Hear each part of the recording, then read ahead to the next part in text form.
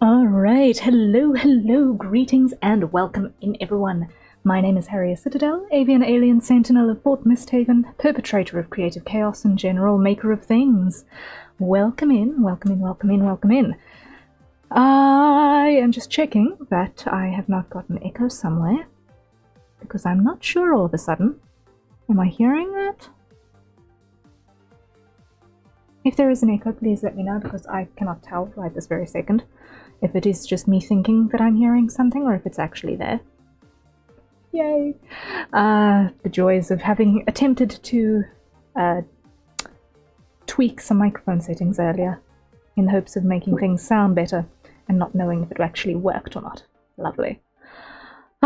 Anyway. Hello everyone, hello mistlings, welcome in. Today we are starting a completely new type of stream schedule. You will have noticed that I skipped yesterday, and that was in preparation for this. Basically, what I'm doing is I'm switching from everything is in Europe time schedule, and then we go for 6 hours at a time, to 2 days Europe, 2 days America, and if something happens over the weekend, then that's a special event, and then we handle it as we handle it. And as such, today is the first day of our Europe time 2-hour little session, and we are starting off with doing some art challenge stuff. So I have decided to join once again another Vil Vanderboss art challenge, and this time the challenge is to do a redraw of some old art. Hence we are going back, way back to 2016. Now, I have to give you guys a small technical disclaimer for today. It appears that my WebSocket on OBS has decided in the last 15 minutes to not talk with my touch portal, which means that my automatic switching is just a little bit buggy right now. So I'm going to attempt to switch pages and we'll see what happens. I know my VTS is probably going to respond, but I can't speak on behalf of my OBS. So let's see. Yeah, that one responded, but OBS did not. So here we go. What I'm also going to do is I'm just going to actually adjust this up a little bit, and just come over here and go main view and record that position as our new default. Yes. Okay, because I did also do a little bit of an edit to my system layout here. I figured, okay, you guys don't need to see all of my user interface. Surely. You don't need to see all of it. So this is just going to now be screen time, screen space. You're not going to need to see all of the chaos in the surrounds. And yeah, we'll see how that pans out. But yes, so this is what we're drawing. This is old art from 2016. It is Vocaloid Kaito that I drew in a plane somewhere. It was on one of very many flights that happened in 2016. At the time, I was working for a place that had me flying like 2 to 4 times a week for stuff. So I did a lot of drawing in a plane in that year. So yes, we are going to be retaking this one, and hopefully it works, right? Yes. So first thing I'm going to do, that is not it, is I want to see by my small objects if I actually have an umbrella asset. That is not a parasol. Yes, I do. Okay, because that is going to save time. And you know what? I am leaning into the web tuning workflow, and with that being the case, having little time saver factors is helpful and important. So what we're going to do is we're going to take this and we're going to lean it back, not quite like that though.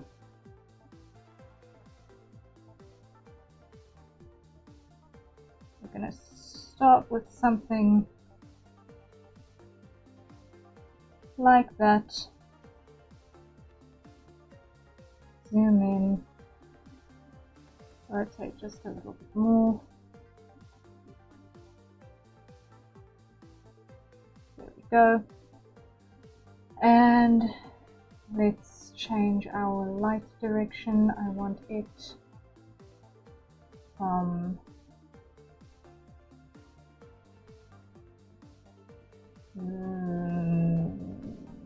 there, I think. That will work for me. And what I want to do is I want to go to our object settings. Let's see.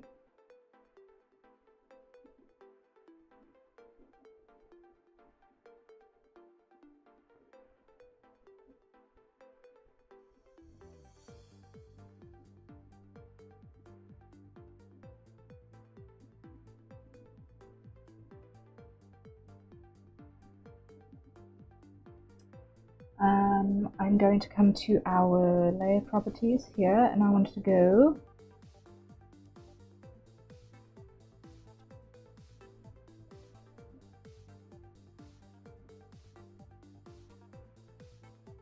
that's not what I'm looking for. I'm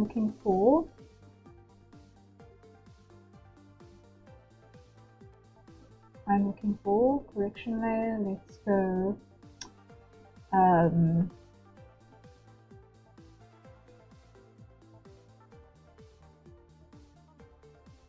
let's do this. Put that down there. Do a color fill. And do this. There we go.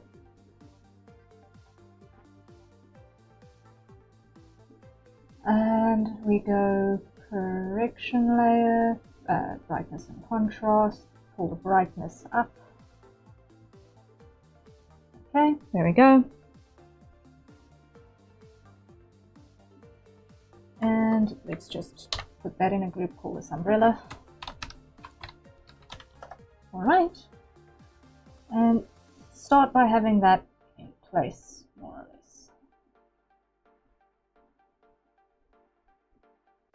Okay, just so that I can come back to it and repair it as I work on posture. So, I've not actually gotten a reference for which outfit I'm going to draw here, so I'm probably going to actually end up doing an original one.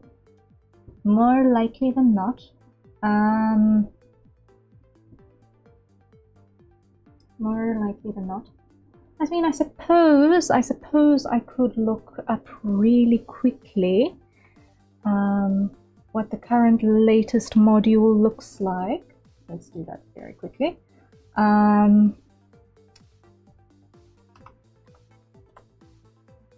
This is going to be Kaito current version.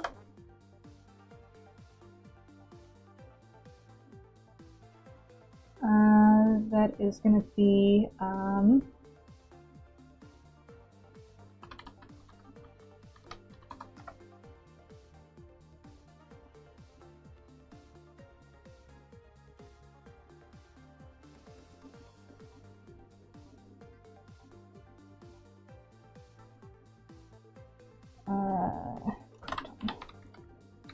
couldn't remember that word for love nor money.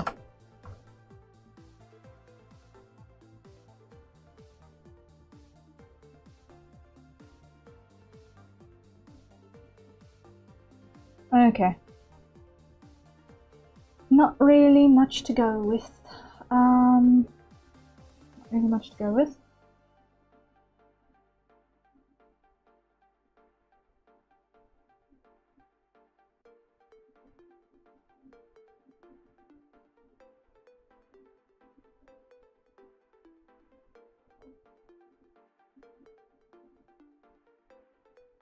Yikes, wow.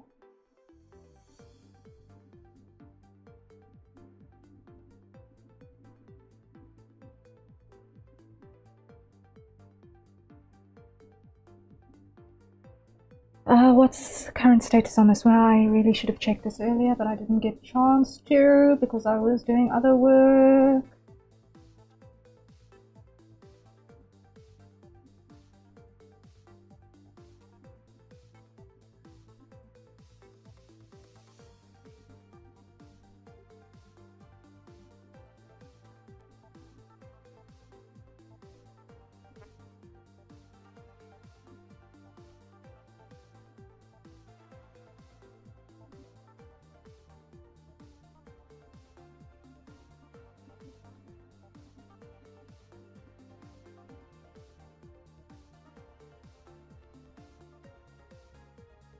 Okay, so literally V3 was the last one.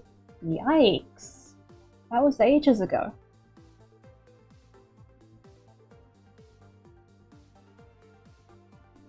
Yikes, okay.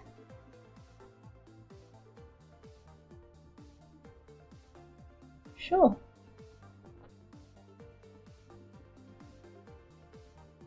So V3 was the last one. Okay. V3 was the last one. That's kind of sad, actually. Okay.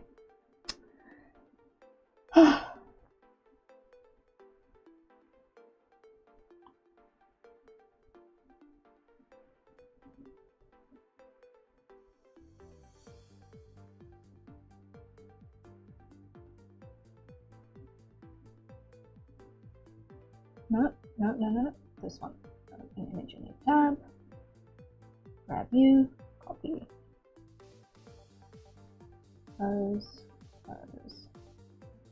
Come over here.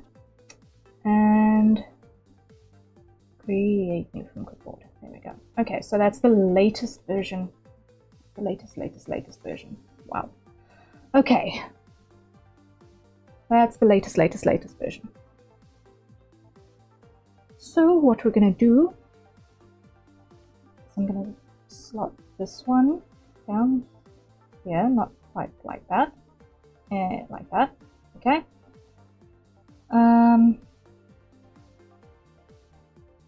Pose versus output, okay. So let's grab our posture first. Sketch. And then auto actions, let's do the basic folder, check.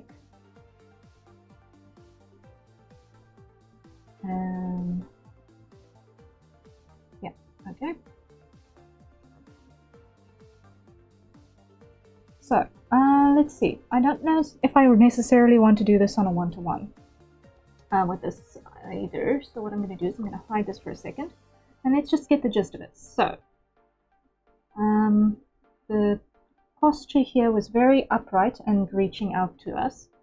But what we want to do is we want to get something that's a little bit more personal.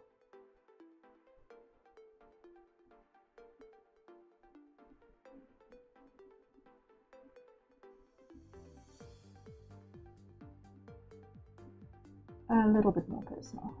Let's see.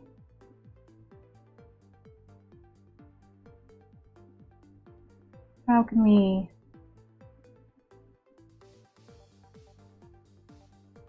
really improve that posture to just get it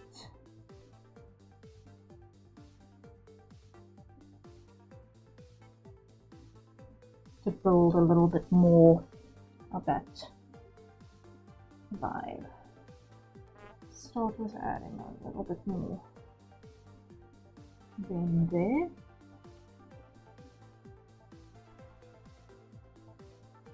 Now, I tried to do some foreshortening on this one, obviously. How that actually ended up going is obviously, as you can see. Now, here,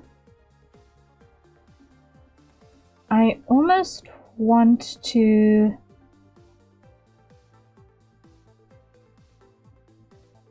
get a sense of, wait, let's just check what this jacket looks like again. Okay. So I can plan.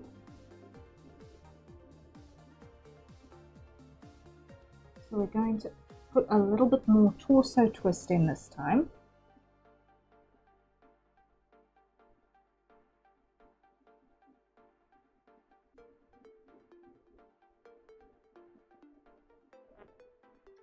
There we go.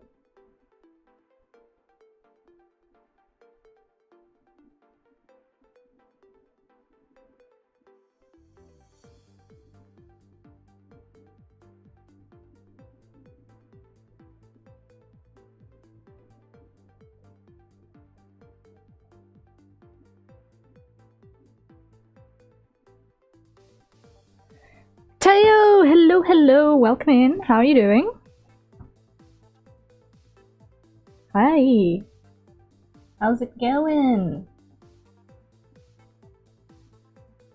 We are doing a redraw challenge. This is old art from 2016. That happened on a plane once. I do good. Just gonna repost the thingy about you being live. Bring the crew up saying, oh, thank you. Thank you. Greatly appreciated. I'm still figuring out postures. This is going to be a relatively short stream. I'm started shortening my streams down to like 2 hours rather than 6. Keep it digestible. Yes. Okay, so let's see. I do like having the twist. Let's see. I want to include. I'm not happy with that arm pose. I'm not happy with that arm. Let's think. How are we going to improve this posture even more? So, if we're going to then have our umbrella shaft across the shoulder like that.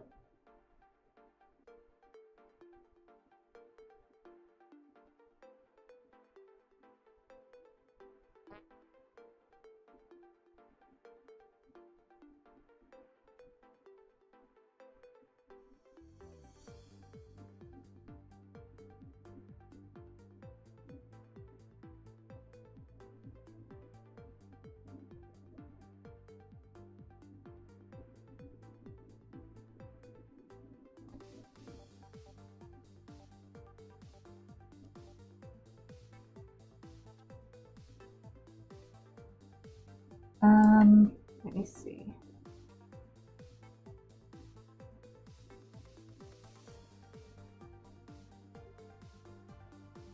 That arm angle is most likely going to be totally different from what I've got there.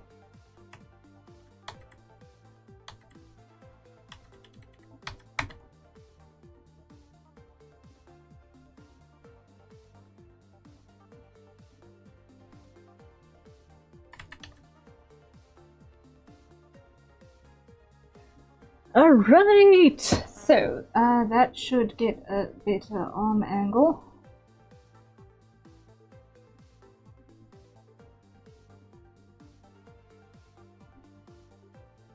Something like that.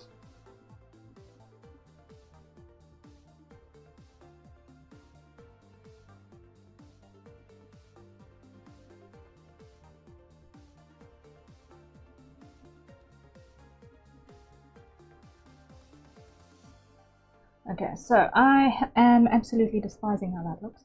So we try this again.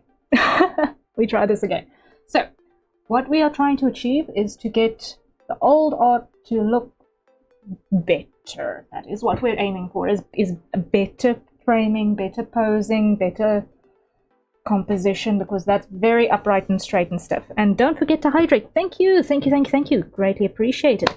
We are actually quite close to the hydrate markers, so everyone, courtesy of Teo, let's all acquire our nearest staple consumption beverages and take a sip.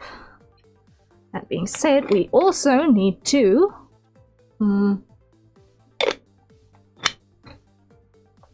switch on our timer. I'm struggling with a little bit of technical difficulty, so I kind of forgot to do this just now. There we go.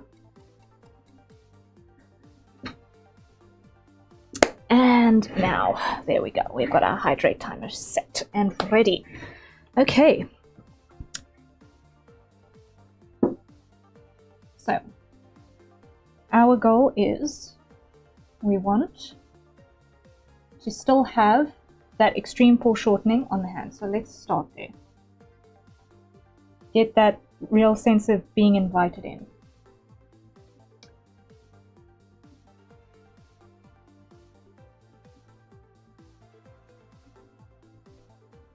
But I don't want it to feel like give me a wallet type of hand posture, but more of a sideways,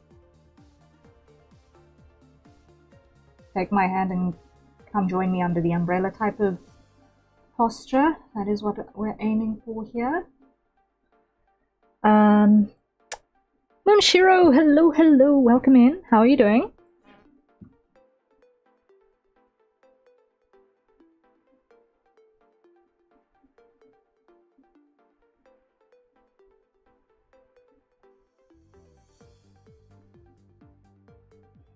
Alright, and then what we're going to do is we're going to angle everything this way.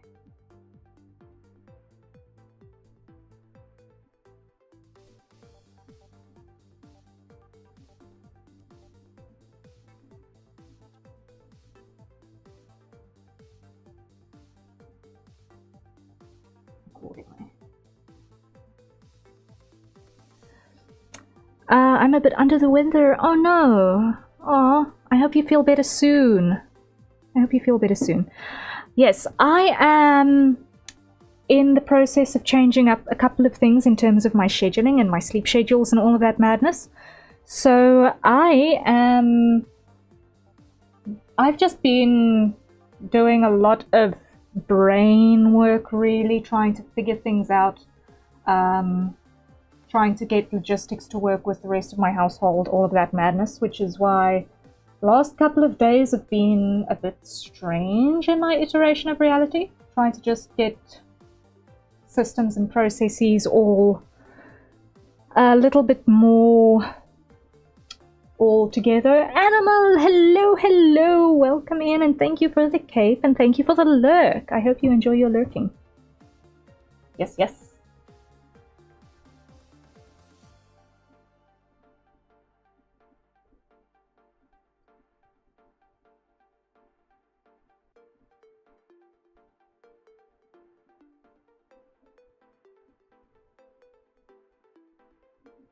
Okay, I am liking that a lot better already. Except everything is kind of aligning. Everything is kind of all in one line here, which means that our silhouetting is not working very well. Which means that if we want to get that to work better, we actually want to almost push the gesturing hand forward and out in this direction.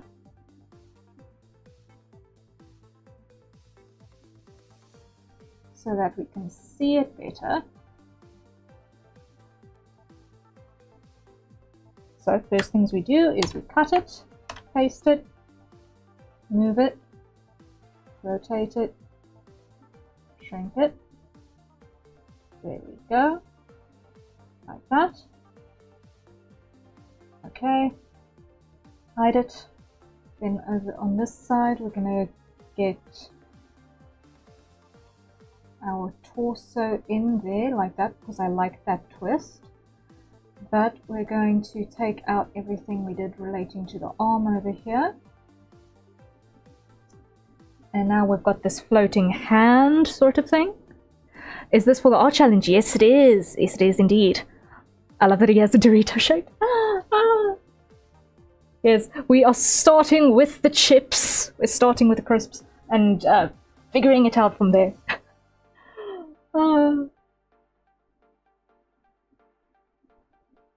Alright, so we've now got a hand that works. Now what we need is to put our torso in a decent spot and rotation so that we don't lose that hand.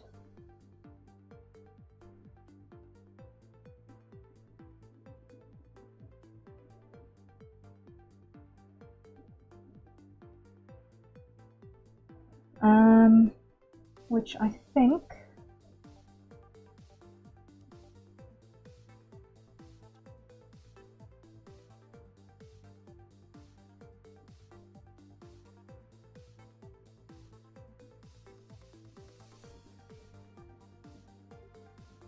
I might need to flip over. I might need to flip over which arm is actually holding the umbrella in order to get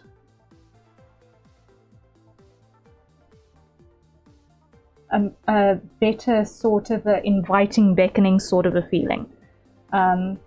Sort of like he's already holding the umbrella over us, and now he's just inviting us to stand a little bit closer. I feel like that sort of a beckoning would be a little bit more appropriate in this scenario. Let's see. Now, there's my sketch brush. Come over here. With that being the case, how's our arm gonna be? We're gonna have a hand here, which is gonna give us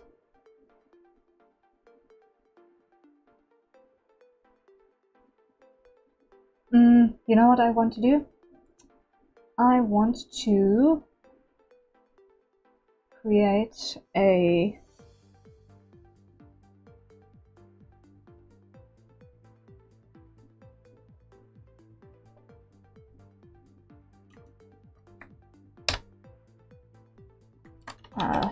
thumb folder, and in here what I'm going to do is I'm just going to shrink this down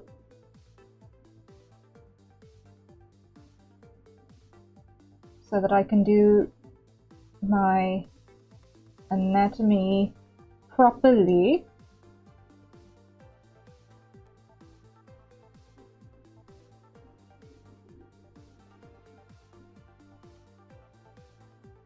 And then trim off what we don't need. There we go, there we go, there we go, there we go. And therefore I am no longer happy with that hand's positioning at all. Okay, so now what we need to do is we need to investigate the angle at which that is going to happen.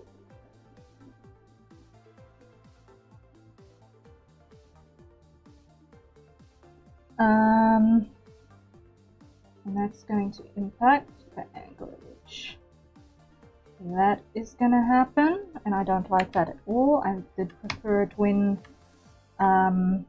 it was a little bit more. Did I prefer it when it was a little bit more side on?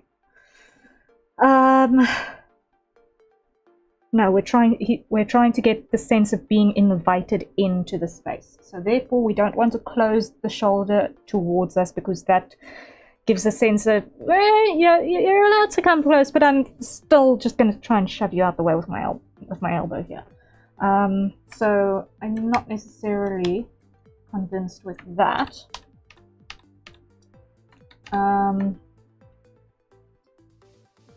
So let's try that again.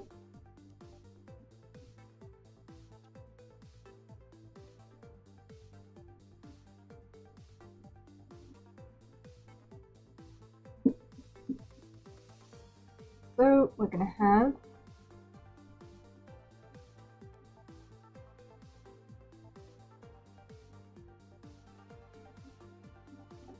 something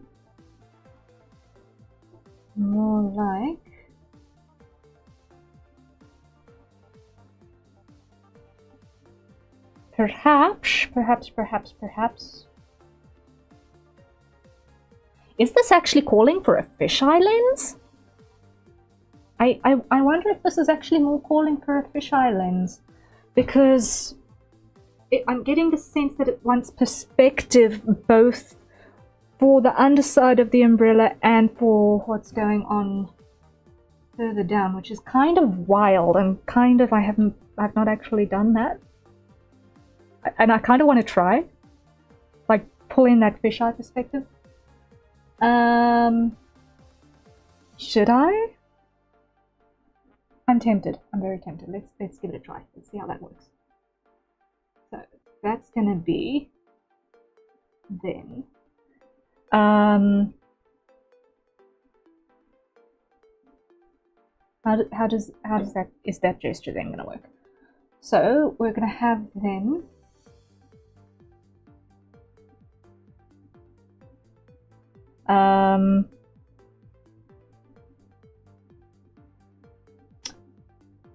let's do this.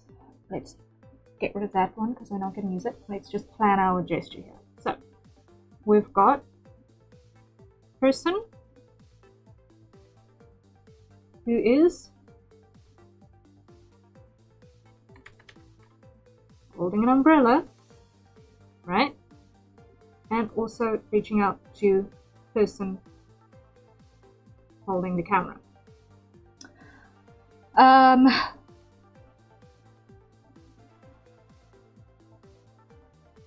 So how is that going to look? Top view, that's going to be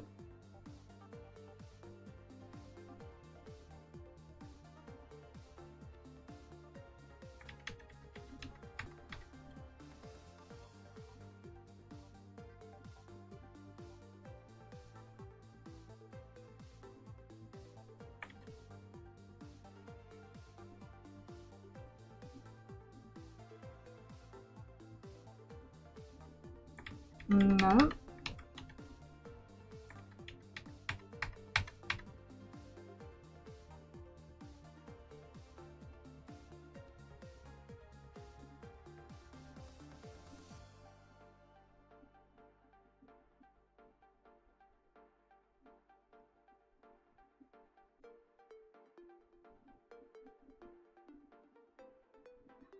Okay. So this hand over here needs to be distinctly more foreshortened.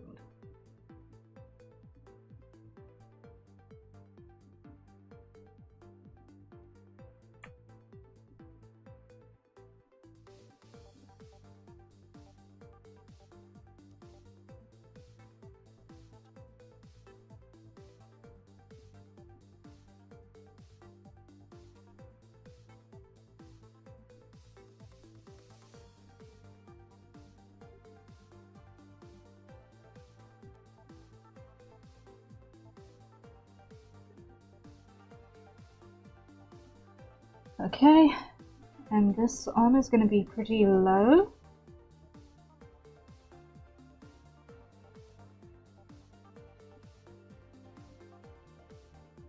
And our beckoning hand curve is going to be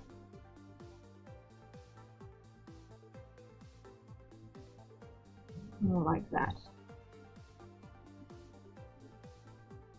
Okay, so we are slowly starting to get a composition that might look like something. Maybe.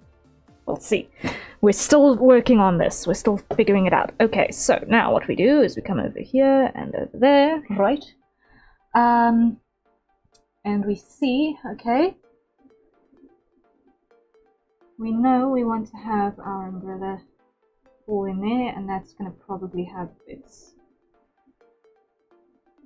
stuff do the thing on that sort of a perspective.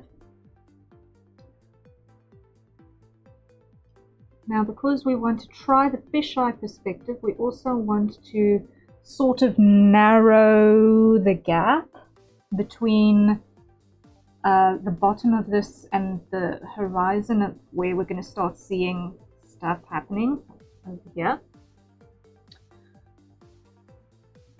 So basically somewhere around our eye level, which I think is going to probably be sort of, if I'm assuming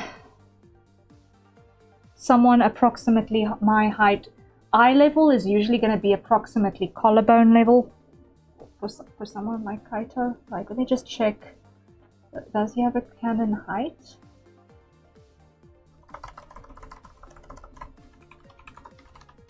Does he have a canon height?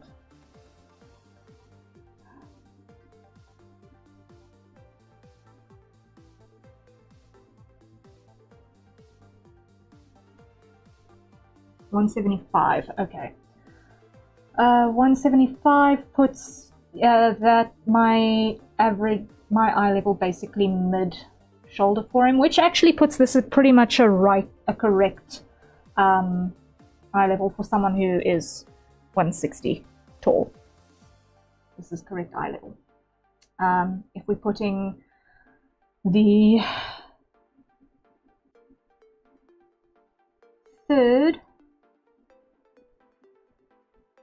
with the eye line and the shaft of the umbrella there,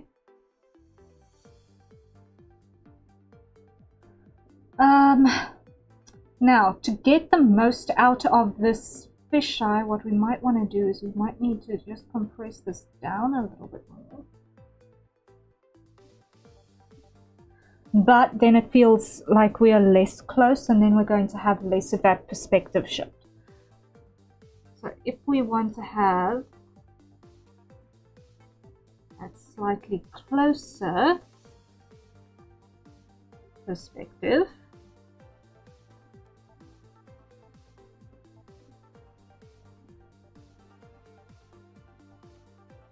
with that sort of a composition, what does that leave in terms of our hand posture for our beckoning hand? Once again, why? Because we're constantly checking and moving to get this right. That means that instead of being a low beckoning hand, what we need is almost how would that posture work? How would that posture work? Instead of maybe beckoning, perhaps how can we work this? How can we work this?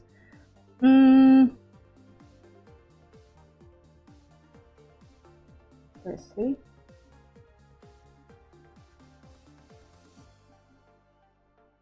a bit more that way, because that hand holding the umbrella isn't actually important.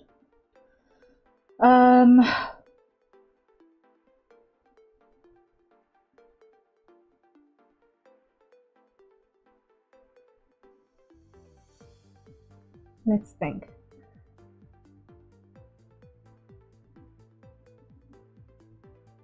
Shall we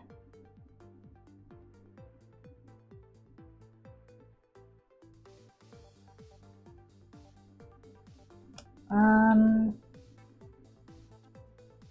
gonna scrap the beckoning and go with, how about a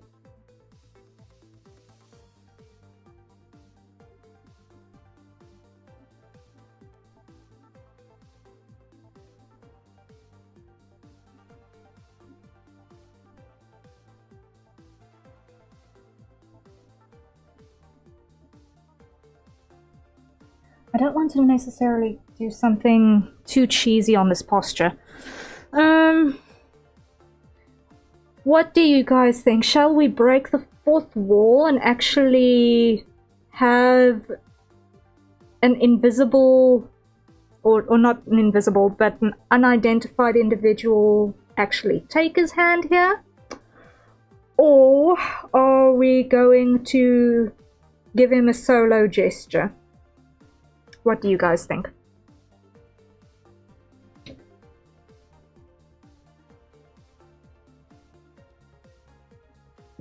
Considering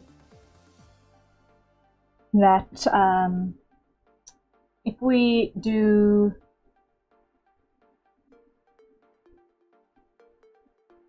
let him actually take our proverbial hand in this case, that is going to probably, let me just add another thing over here and do this, for example. It's probably going to end up in a that way sort of a look. Otherwise, cancel. What's going to end up happening is we're going to have either a thumb pointing over his shoulder to something behind him, or maybe a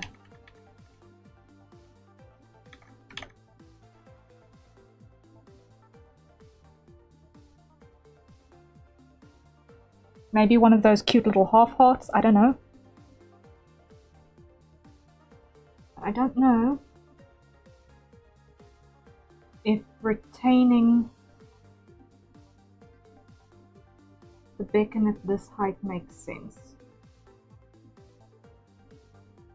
Actually, retaining the beacon at this height can make sense.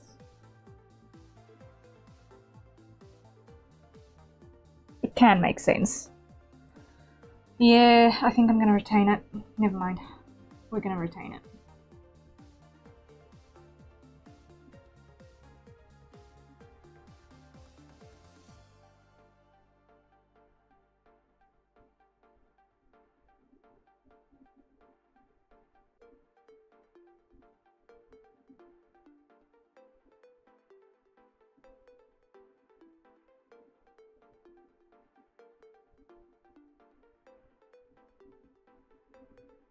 Having him actually take someone's hand visibly in shot is maybe a little bit too shippy for my artistic tastes.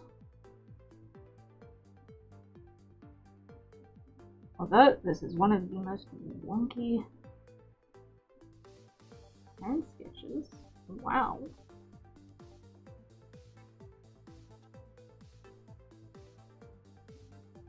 How would that actually work in practicality?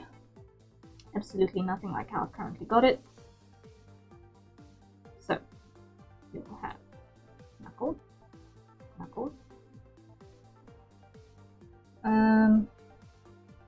Where is my mirror? Over here. Let's see how will that behave up at that angle. Exactly nothing like how it currently presently is. So you're gonna have palm. That bit makes sense. That bit makes sense. Okay.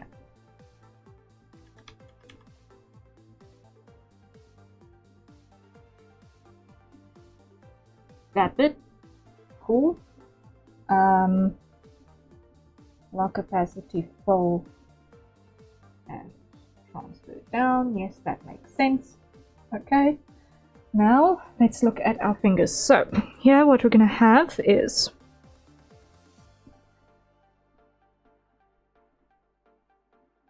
the palm is going to be basically vertical.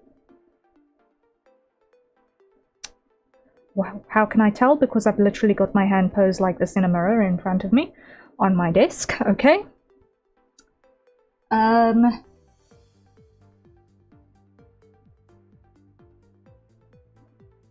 Thumb is going to be something like that.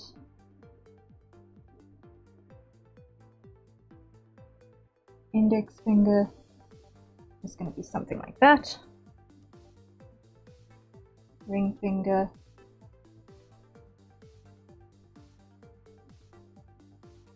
like that. Ah, middle finger. Bleh.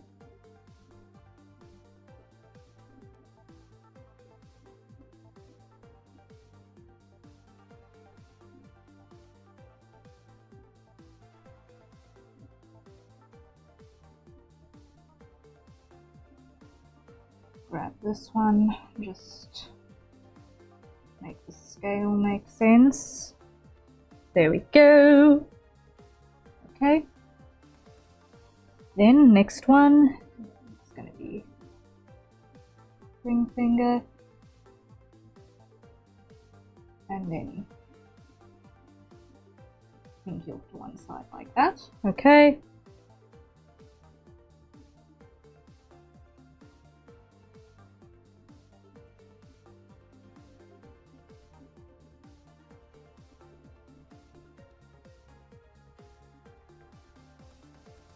And get that shape to look a bit more thumbish. There we go. And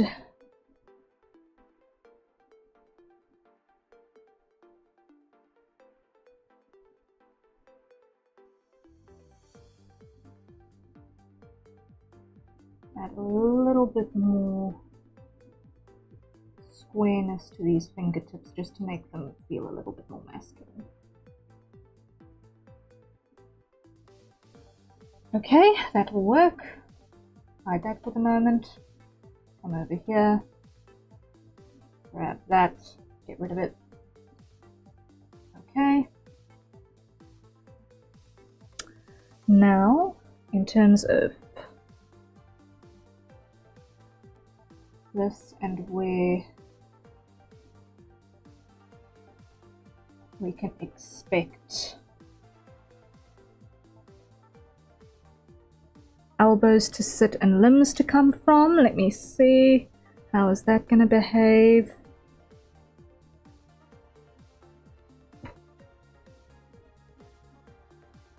All view is wrong again. So what we're going to do, we're going to grab another color just that I've got, once again, visual distinction. We're not actually going to see the wrist.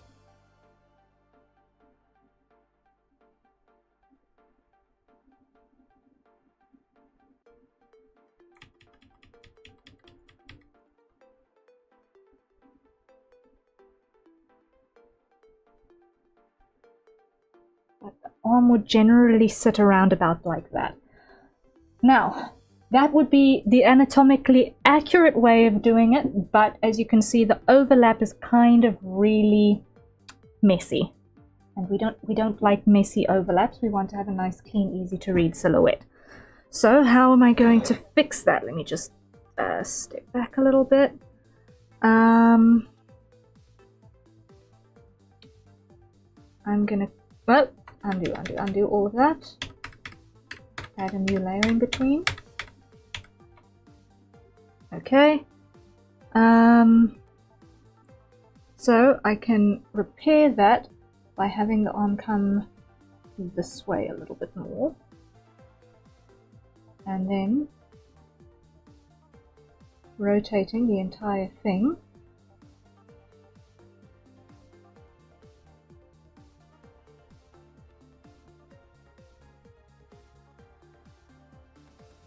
Like that.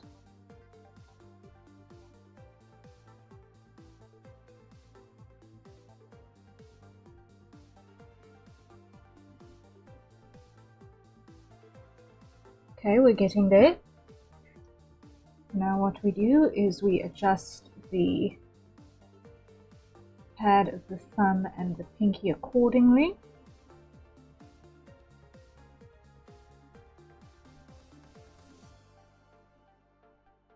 To the new aspect. All right.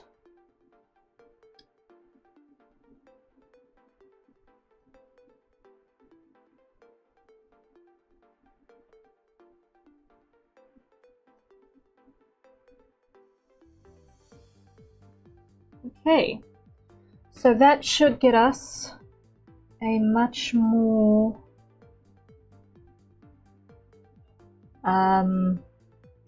readable sort of a pose than what we previously had.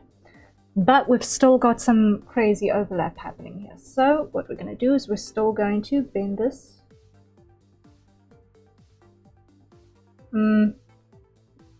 Let's see. I'm going to bend this actually.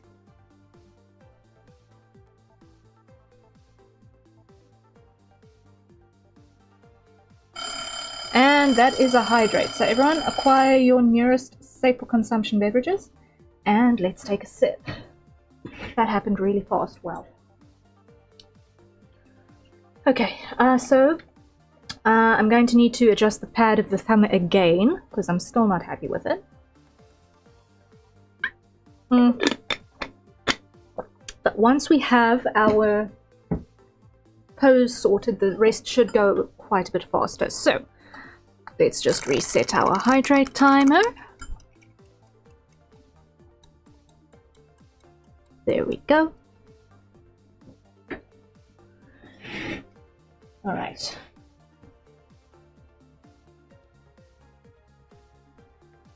So here what we want to do is we want to grab the thumb in its entirety, angle it up a bit more and back a bit more. Okay, so that gives us a little bit more depth in the plane of the thumb. Okay.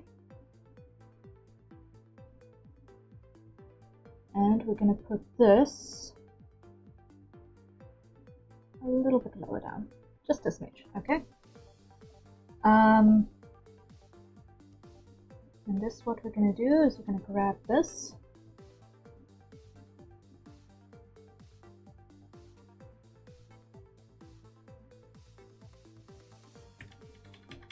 Our target is to get a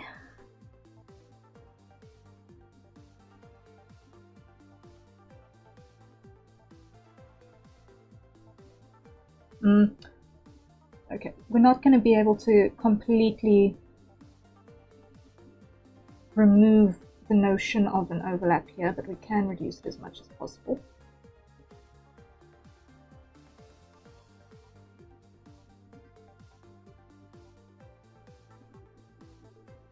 Okay, that's a reasonable length in the upper arm. There we go.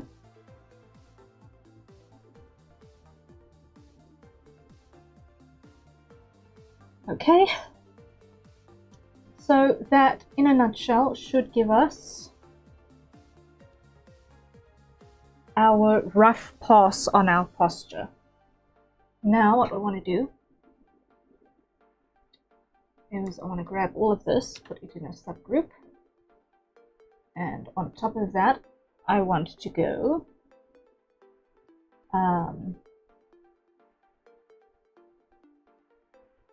clip color white. Okay, good.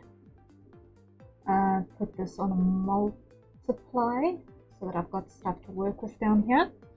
Now what I want to do is I want to do a quick little value thing. Hello Citrina, hello, welcome in on a 7-week stream. Oh wow, on a 7-stream streak. Wow, cool.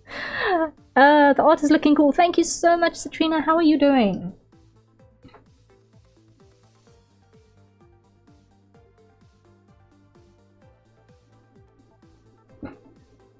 How goes?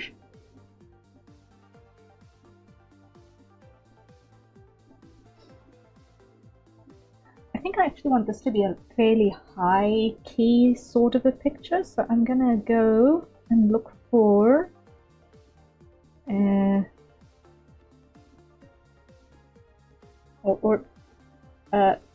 high value, low key sort of a thing.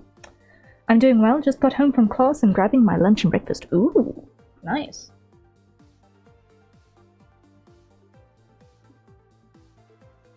I hope that your meal is satisfactory.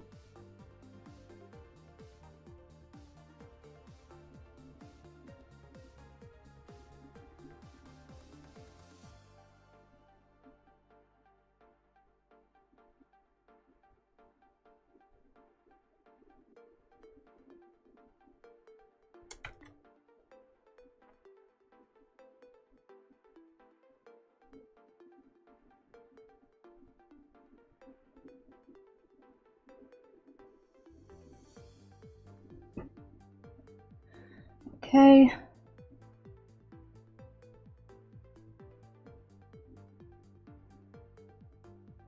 Now we look at output contrast. What have we got? We've got something like that.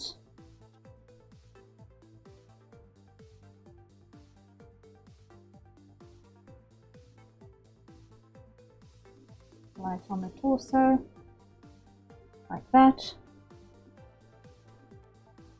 Then we've got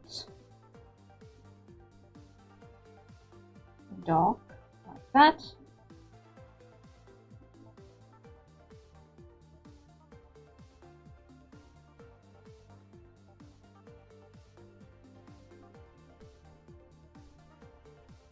Sort of planning values a little bit.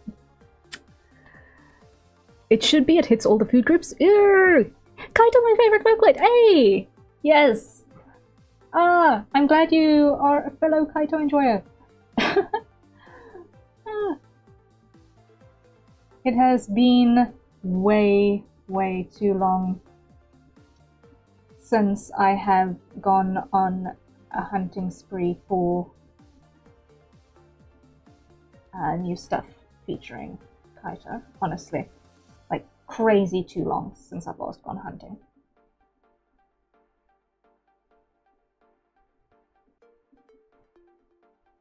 I need more of him in my playlist now that I've switched music platforms again.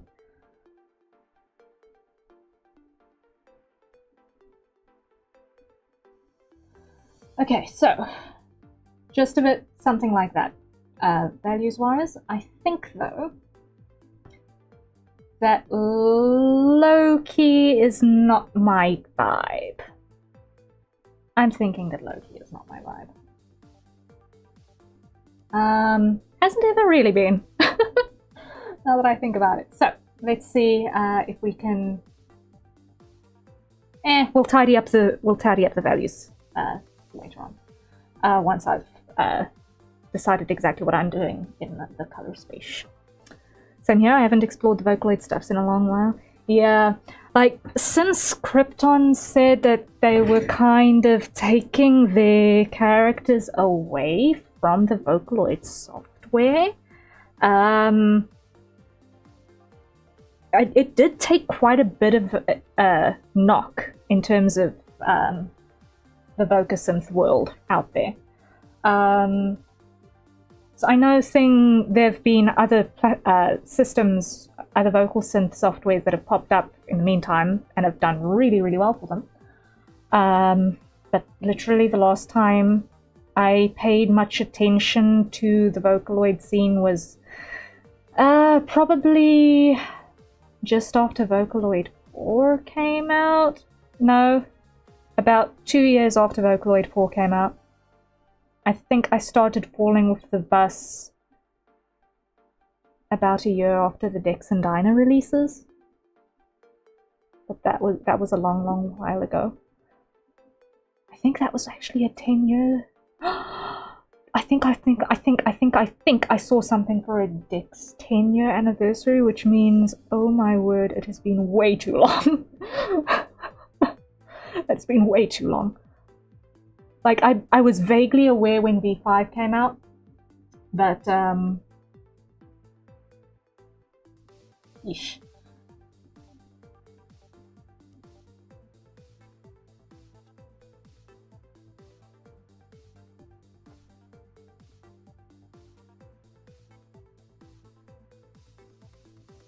Legitimately, though, I still want to learn to write music, if only because I desperately want to do something with VY2. I still desperately want to do something with VY2, and for that I need VY2 to still exist, please and thank you. Like, I actually own a couple of legal copies of Vocaloids. Like a couple, but not my boy VY2, and I feel really bad about that.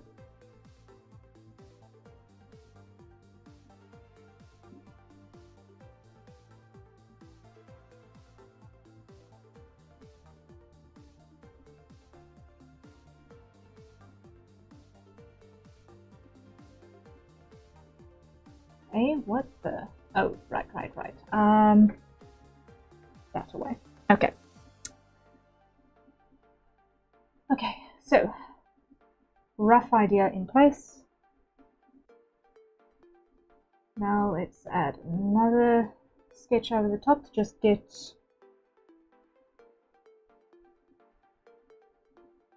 some slightly neater boundaries. Have you saved it? I have not. Thank you. File. Save as. Oh dear. This is going to go in here. This is going to go into my long since unused Vocaloid folder. The last one I did was that Roro fan art in 2025, also in January. So now we're going to go 2026, 01, 27, so copy that, paste that, go into the folder, save. Thank you, Citru. Thank you. Greatly appreciated. All right. So now let's do some cleanups. So,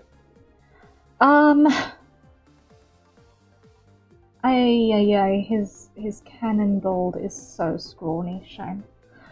But you know what? Let's try and stick to canon a little bit. I don't think I've ever actually bothered trying to stick with canon, but let's try and do some style mimicry, shall we? I've never actually bothered trying.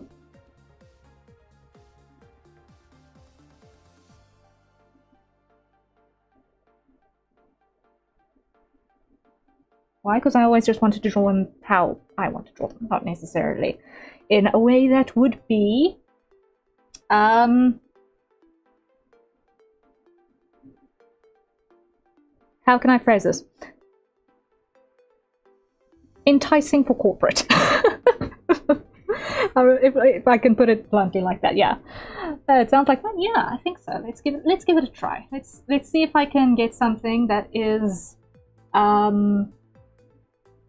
you know, a little bit more typically anime looking. Okay.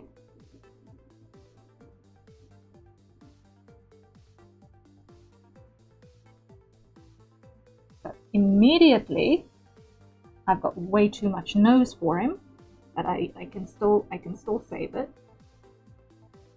Why? Because we still need to figure out exactly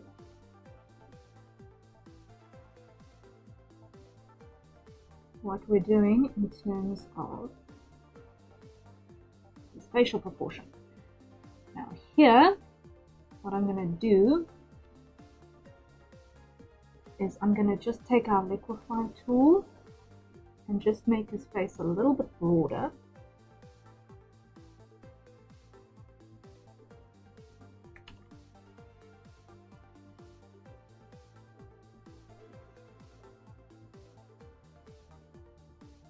To get that youthful roundness that this style is kind of known for.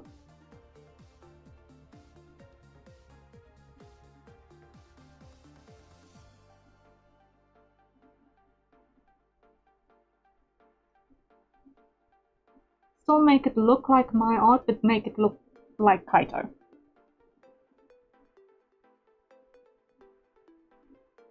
Instead of just random guy who just happens to have blue hair and the right outfit.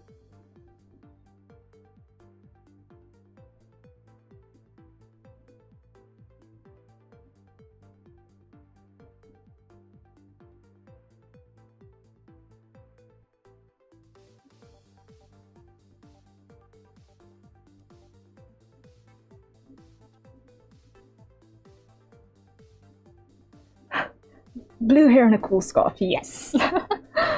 Oh, there's Kaito. I thought so, but I was not sure because old art, I was not sure if he had his shirt or not. Yeah, old art was old art on a plane. It's amazing what you get right at 30,000 feet. 10 years ago. And as you can see, I was also struggling with postures and where to put hands and arms way back then too. So nothing has changed in that regard, at least. At least we know that much.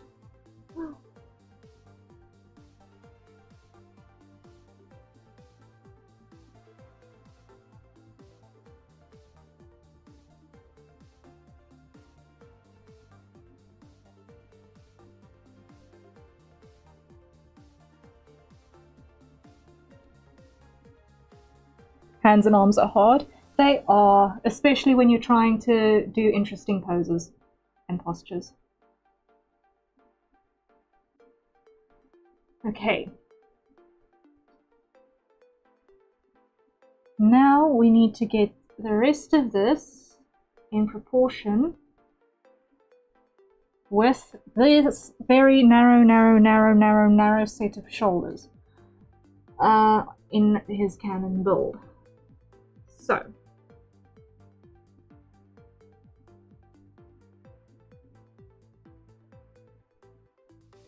what we need to do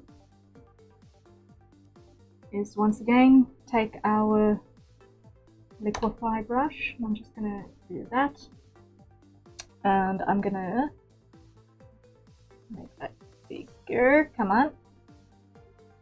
Okay, it's the biggest it'll go.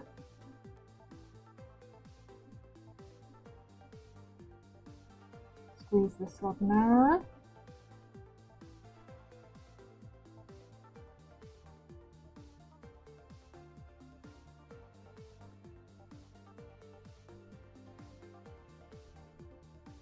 There we go.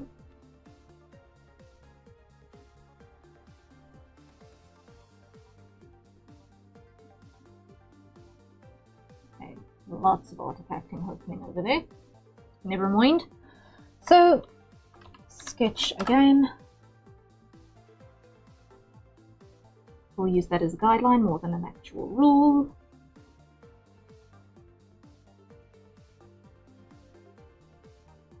Okay.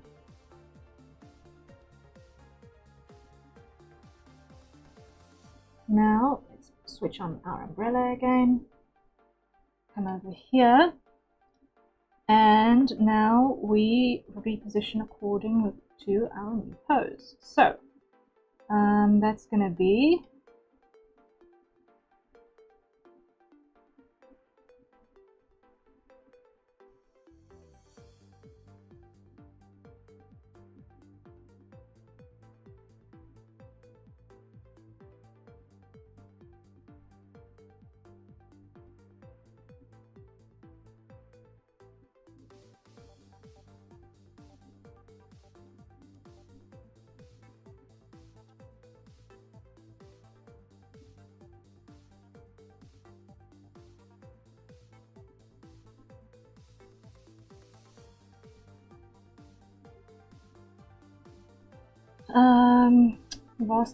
vastly different from how it presently is.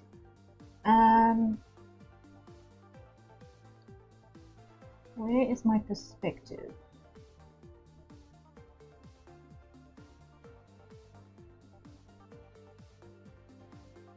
Transform? No.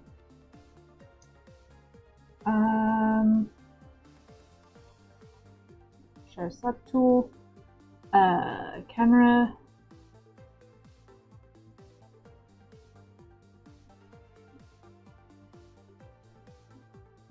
Lens.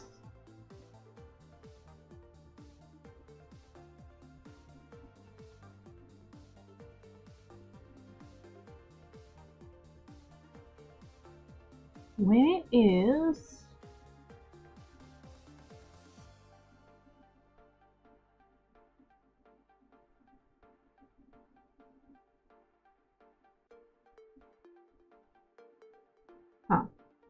okay, never mind that then.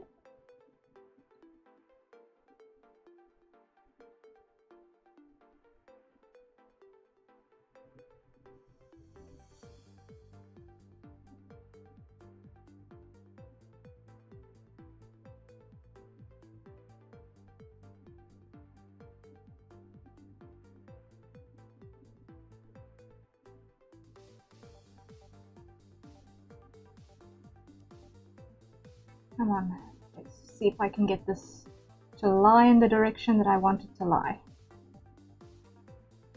Come on.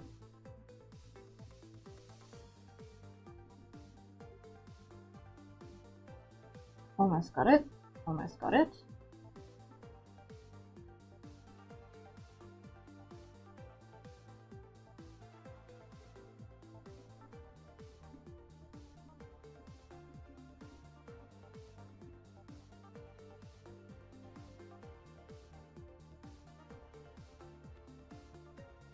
And that is, I think, as close as I'm gonna get it.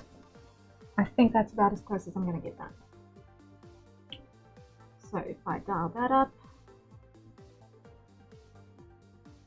and I just pull there, get rid of the mask, delete,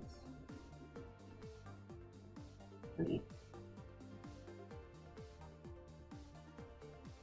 Choose white and fill, and let's go add correction layer, brightness and contrast, brightness up.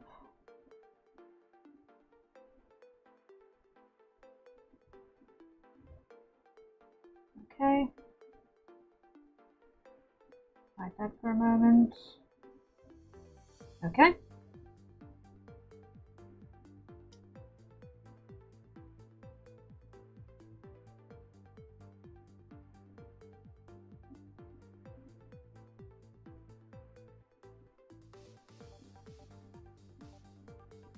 Now let's think. Angle, let me just see. Outline, light source, panorama, not applicable.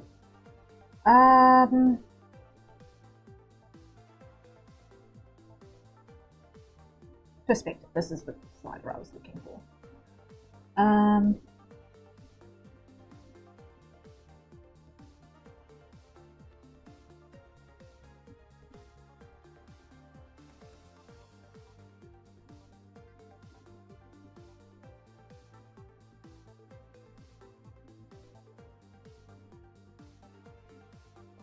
Just like so. Okay, now we're there. Now we're good.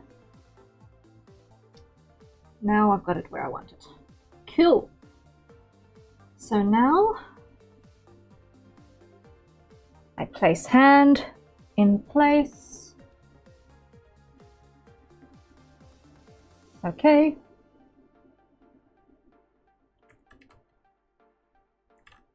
Now when I think about this, what we're going to have is we're going to have the one that is going to need to be up a little bit because of the curve of the handle. Then we're going to have 2, 3, and then index finger is going to break the pattern as well, just a bit.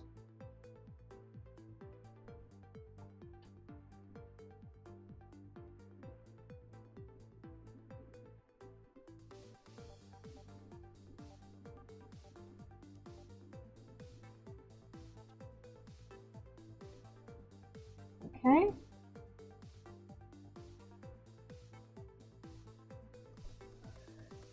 And then the thumb presses against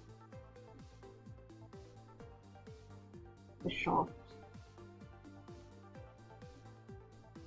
on that side. So that goes away. All right. Now, let's look at how the rest of this is going to come together. So that's going to be fairly narrow. That's going to be fairly narrow. And that's going to be fairly narrow. Okay.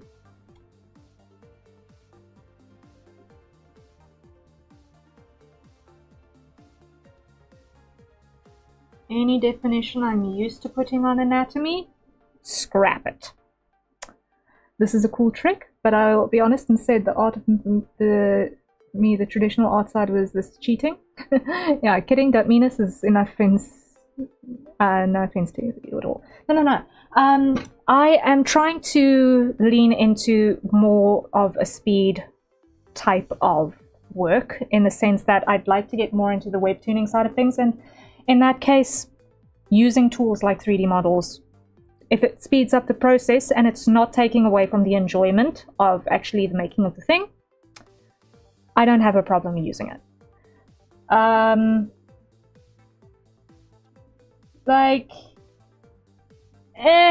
If one is pedantic, technically using any kind of reference by the same logic of using 3D models as cheating is also cheating, but then at that point it's a very narrow-minded way of looking at things, because the only way you can actually draw is by, in some way or another, copying what you observe. So, at the end of the day,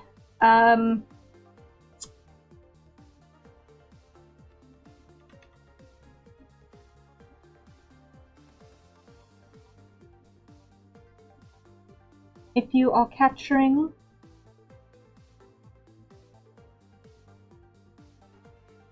what your mind's eye perceives,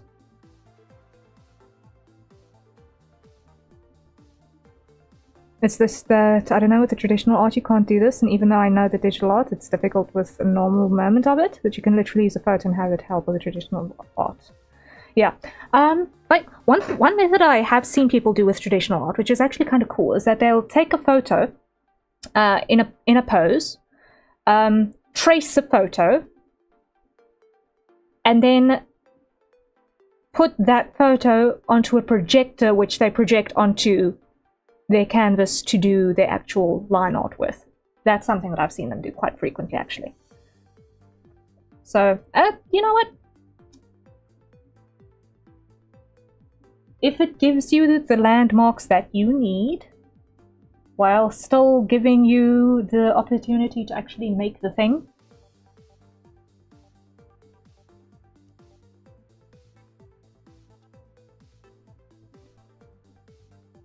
provided it was a photograph that you took or have the permission to use or heavily reference, it's okay. Don't go around tracing other people's art if you don't have permission to do so.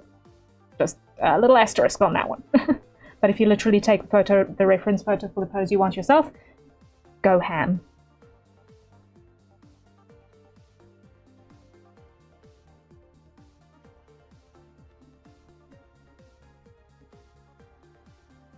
Okay. I think I'm going to omit the headphones simply because it does not make sense to have the stage gear on in this context.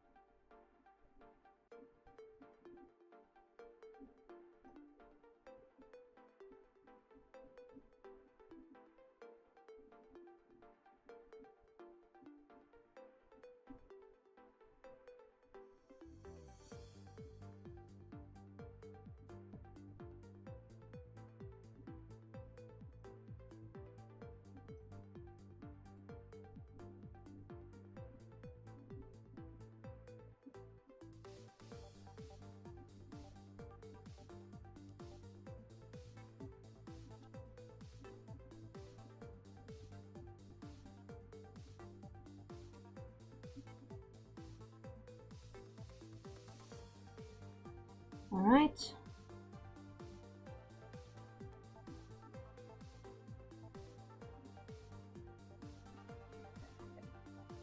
If it helps make the art still enjoyable, I say any shortcuts that you can creatively take, 3D objects, pose photos, or otherwise, and still enjoy the end product, that is all that matters. How you get there is up to the artist.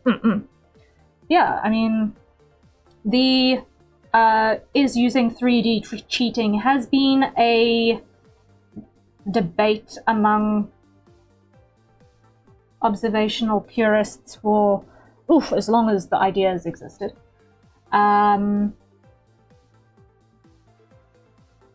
But quite literally, it's just instead of having to have the object that you're referencing physically in the room with you, you're just looking at a projection of it that you can manipulate as if it were the prop in the room.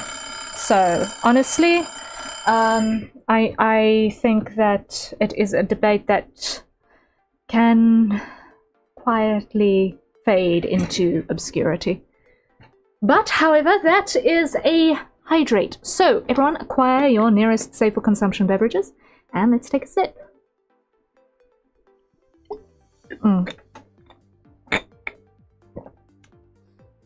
I understand what you're saying, and I'm also fully acknowledging that it's amazing, because for years I was very much against digital art because it seems easier with the undo button and stuff.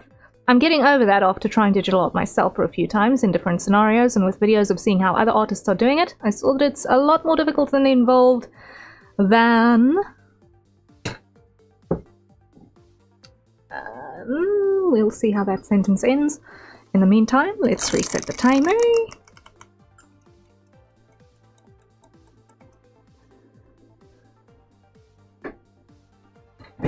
Than I initially thought, so I'm getting over that mindset. And you mentioned tracing and stuff, and that's a whole debate on its own, which I'm still not entirely sure I'm sitting on, because I understand.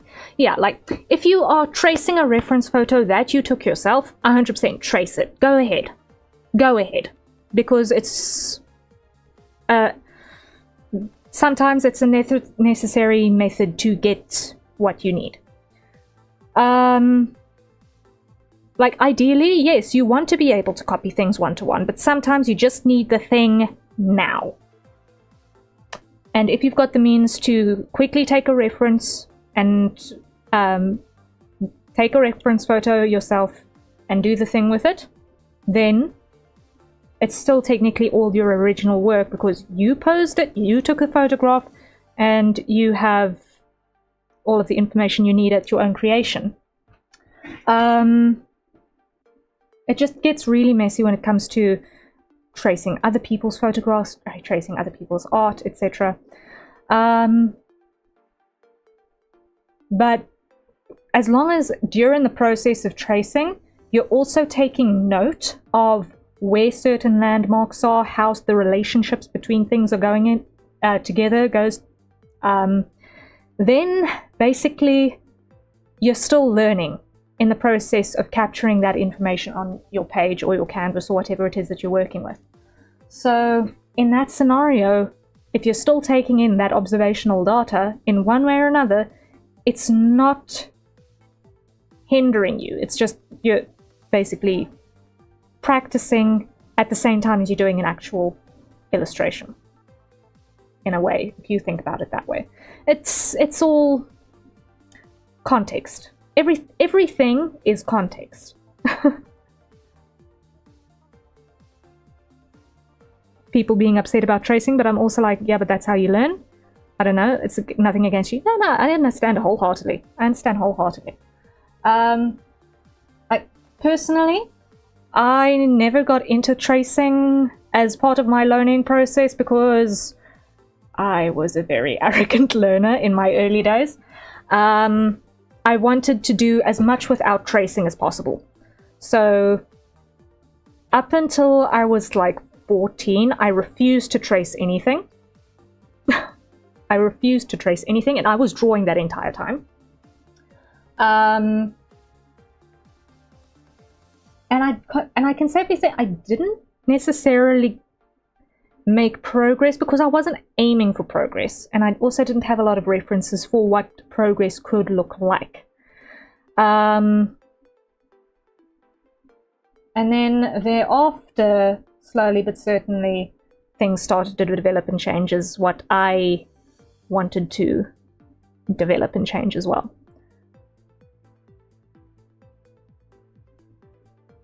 It's a me thing, not an amazing autocorrect. Okay, no. I get it. Learning, practicing, and doing at the same time? Lazarus Vlad, hello, hello, welcome in.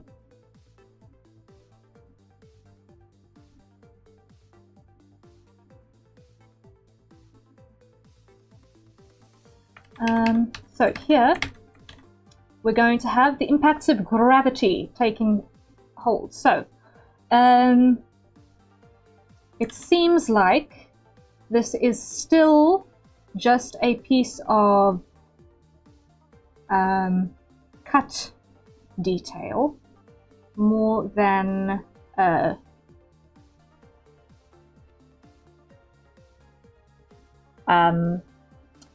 no sleeve vest over an actual jacket. So we're going to treat it accordingly.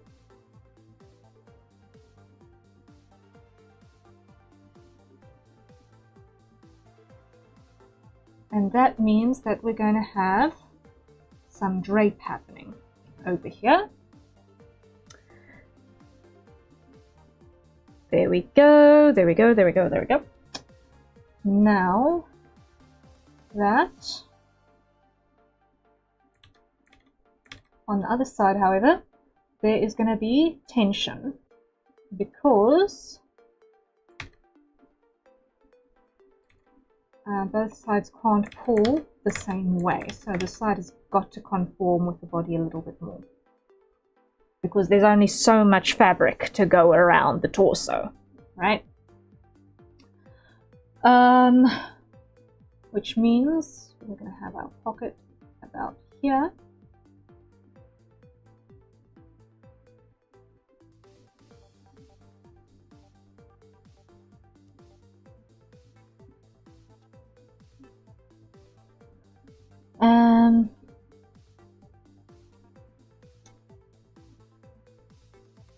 And in terms of how the glove works, it looks like it's gonna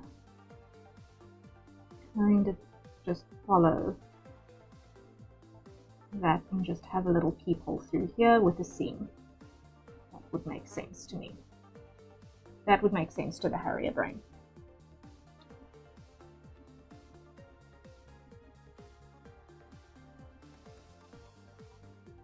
All right.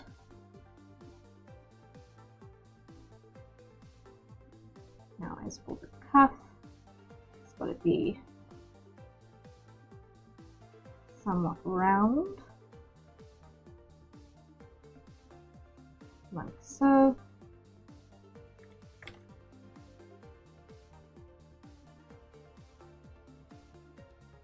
There we go.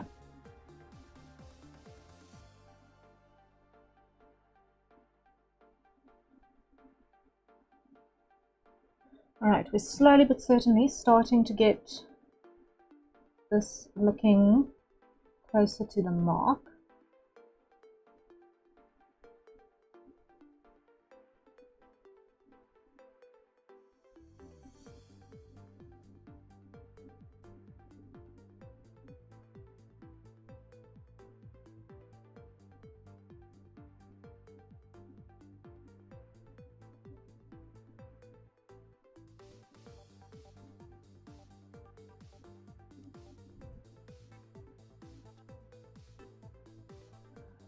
Okay, that will work.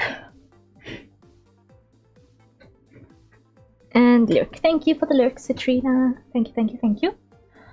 Okay, so I'm pretty happy with where our sketch is at the moment. So let me just rough in once again our landmarks on the thumb here, just so that I can hide the other side.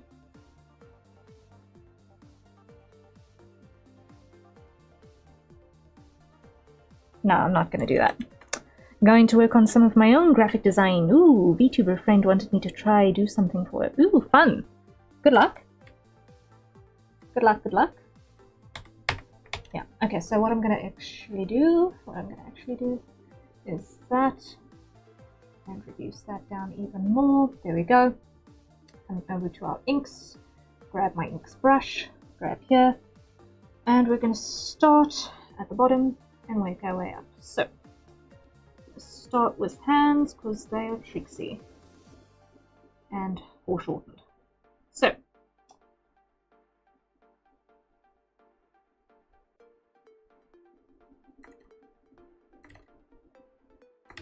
start here. And we're really leaning into this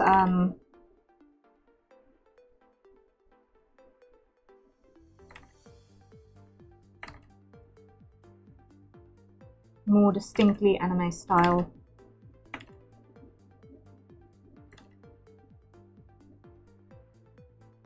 Sort of my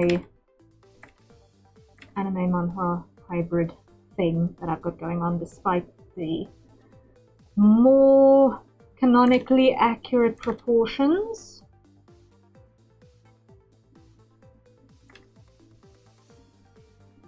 Why? Because at the end of the day, this is still my art. I can decide what to do with it, what I'd like.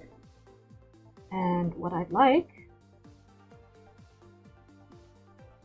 is something that, while being more on-brand recognizable, is still on-brand recognizable. Me!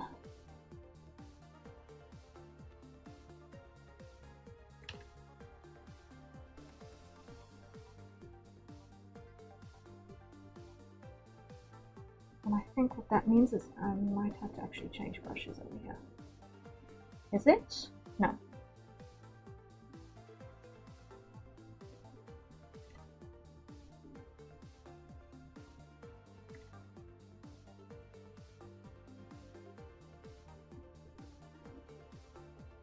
Okay. What I want to do is I just want to put this on zoom in and out. Okay.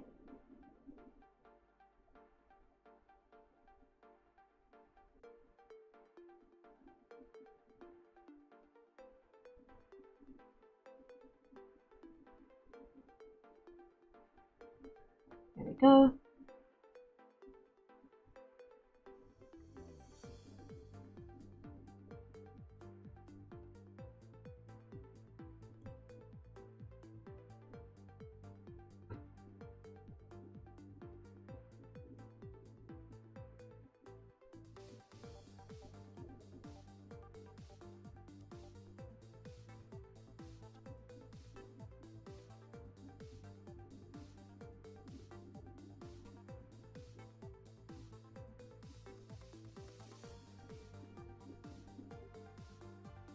Okay, now I know that the fingers actually have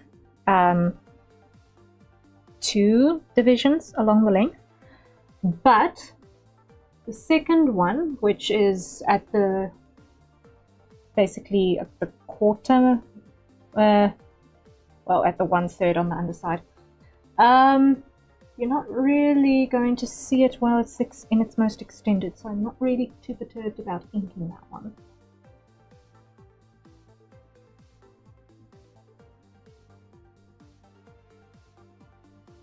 Especially not over here.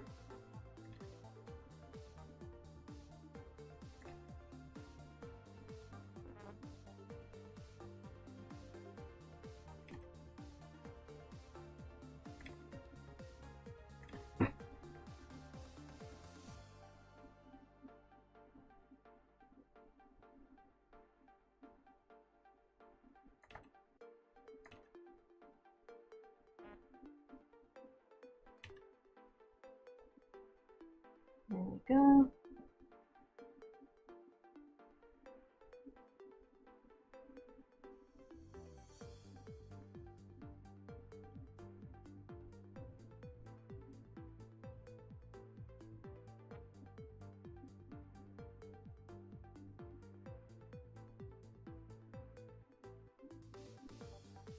Okay, now we apply our glove.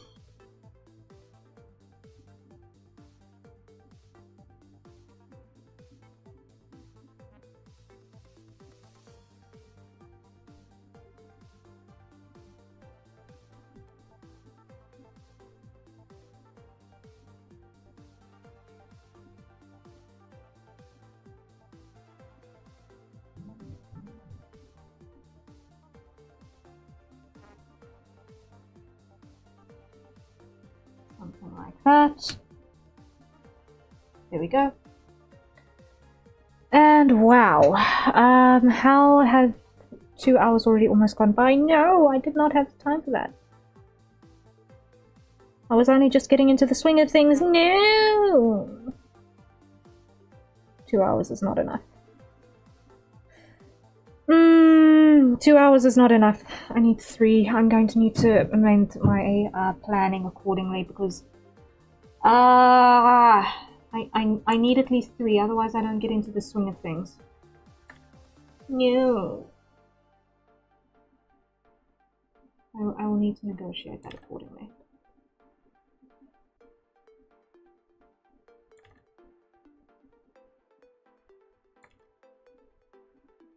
Because the first half hour one spends yapping, generally, before you actually get into things.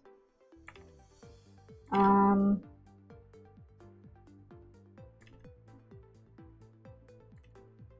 yeah, I'll see if I can negotiate budgeting an extra hour for the next cycle of these European time zone slots.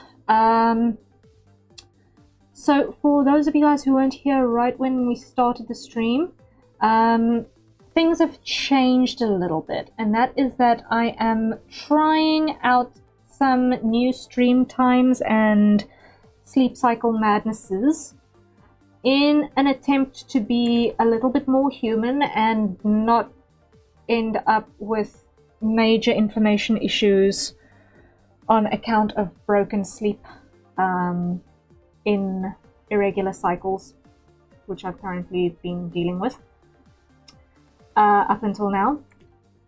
So what we are experimenting with is a slightly different pattern to see if that works, in which on Mondays and Tuesdays we're going to have streams in European time slots, and on Wednesdays and Thursdays in American time slots. Generally a shorter stream duration than what we have been having, these 6-hour marathons. But like I just said, I need an extra hour because I literally only just got going. Feels like I feel like I literally only just got going. Maybe it's because I just started another part of the process. Kugitsu, hello! What's up, Big Bird? Are you winning? Drawing looks great. Thank you so much. Yes, we are doing a redraw challenge that was issued by Wilhelm van der Bos. So I am redrawing this old picture that I did way back in 2016, and so far so good. I did the previous version at 30,000 feet in a plane on my way somewhere, because at that point in time I was working at a place that had me flying between 2 and 4 times a week. So I filled like 6 notebooks full of stuff that will never see the light of day again. But I found 2 sketches that were usable for this redraw challenge, and this is one of them. Flying between the alien motherships. I see. Yes, pretty much. That is a very, very, very accurate description of it. It was... let me tell you, the interplanetary commute is... not for everyone. Not for everyone. Let me... Red-eye flight in the morning, last flight home. Yeah. Oh, thank you for the sunglasses. Feeling sharp.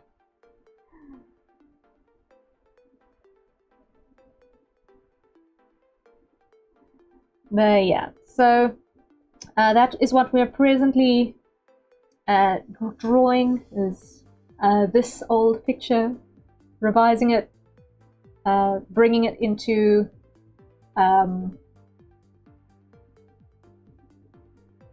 proper canon proportions, and yeah, we are slowly but certainly making progress on this. in terms of what is happening in the week going forward, well, your progress is huge. Thank you. Thank you, thank you, thank you.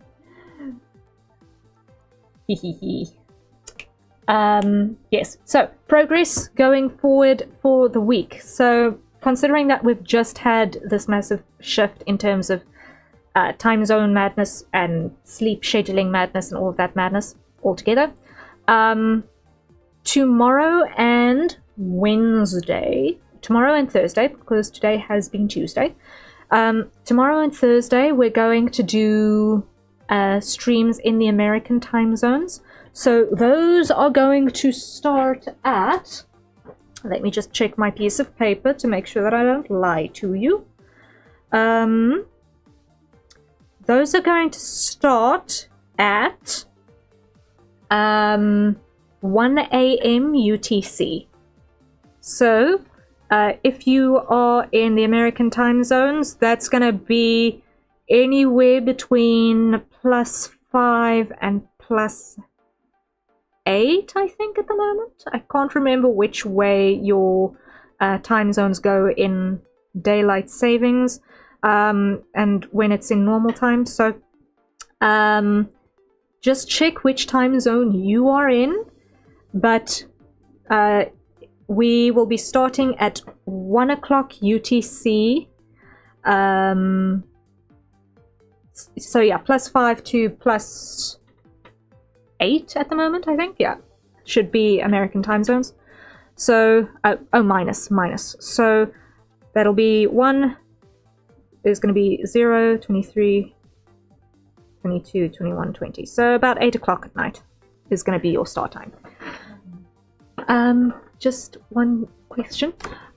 We are going to probably want to talk in the morning about extending this to 3, because I literally only just got in the swing of things after 2. It's crazy. Yeah. Sorry. Just talking to sorry? Yeah, talking to QC over the shoulder, assisting with the logistics management, blah. Yeah. So, yeah, anyway. So, tomorrow we're going to start at 1 o'clock UTC. It's going to also be 2, potentially 3 hours as well. I'm not yet sure 100% what we're doing tomorrow, whether we're going to be doing commission grinding, or if I'm going to continue with the art challenge, we'll see, or if I'm going to work on Misthaven things. It's going to be one of those 3. But either which way, on Thursday, also 1 o'clock UTC, we are going to actually be having my Twitch stream. If I'm not mistaken, let me just get the verbiage right. I believe it is actually going to be my affiliate anniversary on Thursday. I did not plan it that way. Honestly, I swear I didn't. I only found out that this morning. And we are going to be playing Where Winds Meet for the first time. We're going to be trying that out. So if that's going to be interesting, come drop in. I have only opened it once to check the settings, and I have not done anything else there. So I have no idea what we're in for. I have kept myself spoiler free. All I know is that it's very much wuxia, and it's going to be interesting. I don't see myself doing a lot of gaming on this channel going forward, even with the little changes that I'm making to content in terms of reducing the amount of commission work I do on stream and all of that madness. I don't want to become a gaming channel, but when we do have a game, I want to not feel guilty about it. So that is what we're doing on Thursday for the Twitch streamer anniversary, the affiliate anniversary. I honestly did not plan it that way. I set the new date on this stream for the 29th over on YouTube side probably 2 or 3 weeks ago, not knowing that the 29th was going to be the affiliate anniversary. I completely forgot about that. But anyway, what does Kugitsu say? LA is UTC -8, Denver is UT -7, Dallas UTC -6. Okay, so US does span, US mainland does span 4 time zones. Good to know. Good to know. Okay. So yeah, so 1 in the morning minus whatever. Oh my word! Thank you! Thank you, Kukutsu, for the 100 bits for the happy soon-to-be anniversary. Greatly, greatly, greatly appreciated. I don't know if you guys could hear that notification go off. I know I did. Thank you very, very, very, very much. I need to still double-check if my audio toggles are all going through. I don't think that one did, because I think I've got my desktop audio on a different thing, I think. Anyway. Didn't hear anything, but that's okay. Yeah, it would have been loud. It would have given you guys a fright. It was loud in my ears, that's for sure. But maybe also having the notification not sound go off on stream side, having it not go off on stream side is not bad, because that way anyone who's lurking also does not get a fright, and that's, we don't want to give our lurkers frights, because they are MVPs and we appreciate them very, very much. So no frights is good. No frights is wonderful. I am the only one who should get the fright when things are going loud suddenly. But yes. So that is going to be the plan. Methinks I'm going to get away with pushing today. Let's see how much of this inking I can get done. Once again, you guys did hear me just quickly chat with QA. About extending stream time to 3 hours, because yikes. You can't jump from 6 hours average down to 2 and not blip out a little bit, right?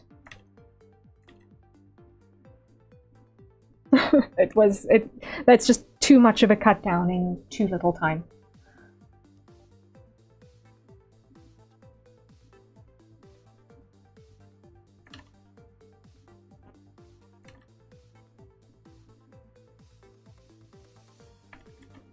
Okay, so what I also want to do is I want to whittle this down as well, because I don't want this to be so thick.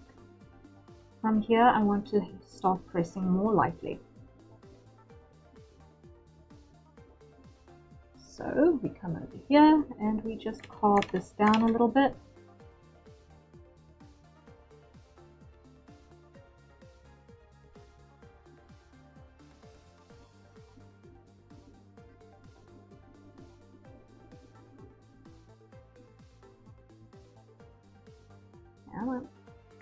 Not that much. There we go. There we go. That's a bit better. Alrighty. Alrighty. Now, over here, we're going to carve that down. Get rid of those edges. They're definitely not supposed to be there.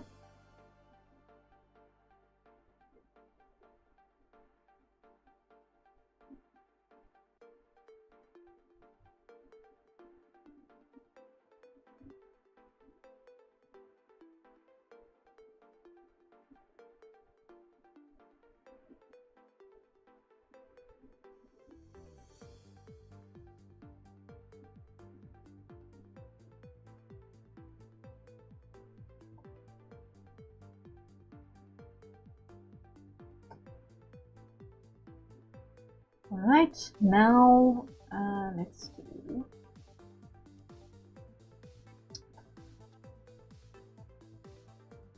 this. First, flip it over so that we've got an easy turn on the wrist.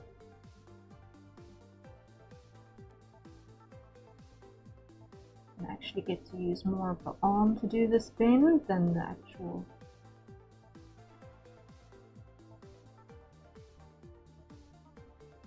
That'll do.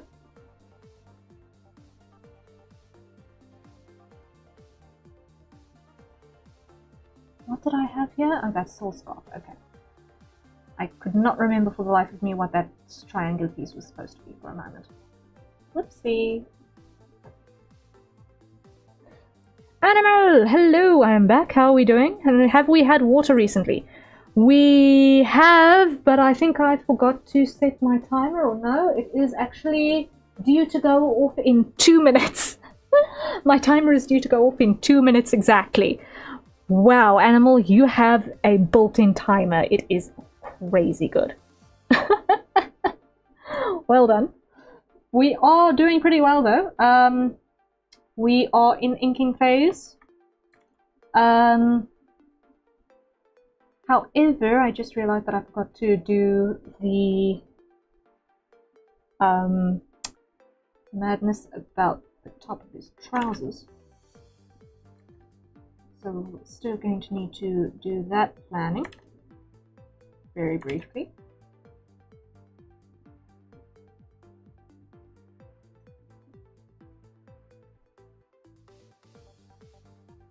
Just reduce the opacity a little bit more because yikes, it's too much still.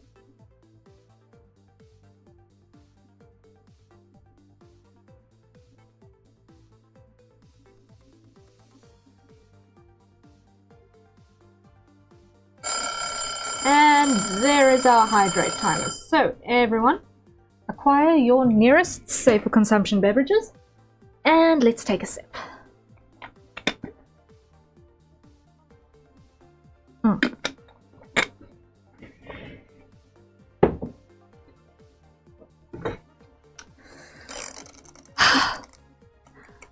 I won't lie, I am very, very, very close to wanting to start building Harrier V2 as well.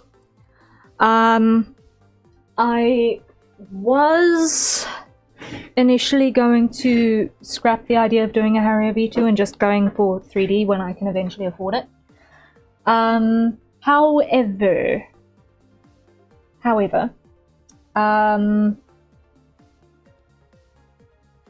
there are some things that I am now noticing with my current build, which with my new experience over the last 2 months is actually starting to annoy me. So I'm currently fighting the urge to want to start that process. But if you want to see Harrier V2 soon, then please consider buying an hour of my time for it in the patronage services that are now available on my Legion. So the patronage services are basically a sponsorship of time to work on my own things. Things like model upgrades and also work on Project Misthaven that otherwise would get put on the back burner in preference of commissioned work. But I do want to actually very desperately start to kind of make my own stuff. But in order to do that, I need to have the time without it being a failed investment. So while I have been putting in a lot of unpaid hours already, it is not sustainable in the long term. And I want to be in this for a long time as well as a good time. So we are doing our best to make changes around here so that we can keep making things tomorrow, because we love making things way too much to be all flash in the pan about this. So our goal is to make so that we can make again tomorrow. And unfortunately, that means that I kind of need your help on that front. So while I could potentially just do only commissions forever and ever and ever, I do feel like in the long term that would completely destroy my creative spirit, and that is a terrible, terrible, terrible, terrifying prospect. And as such,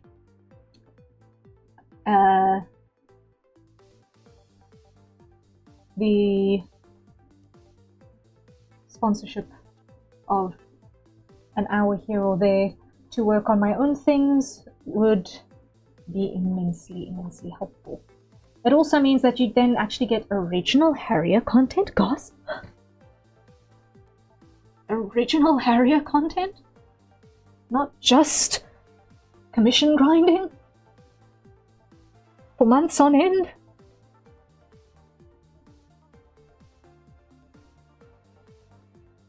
Who'd ever thought it? But yeah, that is the goal, and that's where we're aiming for. Project Misthaven is coming along. It's a slow process because there are like 10 POVs to write. There are 10 POVs. 9 POVs. Because it is 3 perspectives per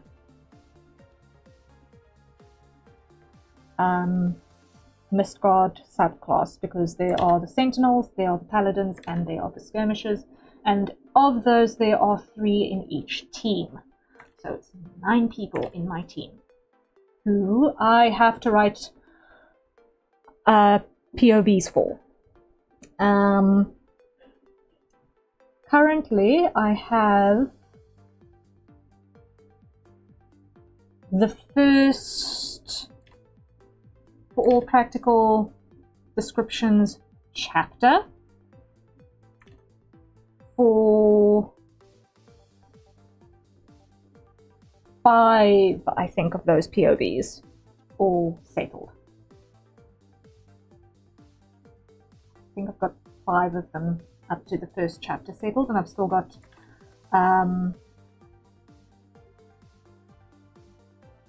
quite a bit to go, obviously.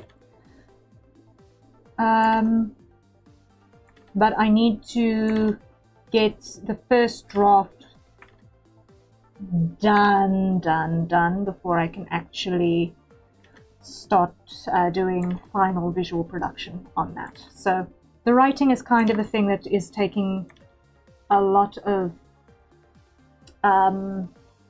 preference in terms of the sort of pre-production work that desperately needs to happen. But we're slowly but certainly getting there.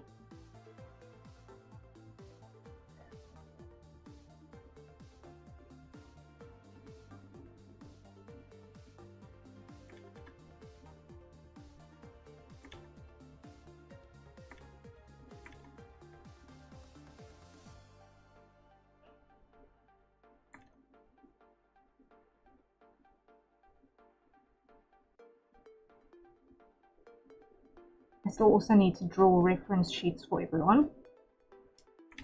Harrier's reference sheet needs an update.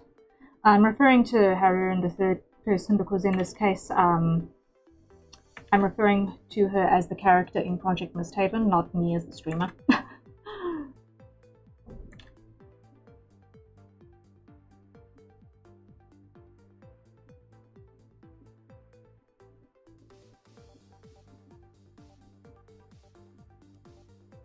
The voice behind the avatar.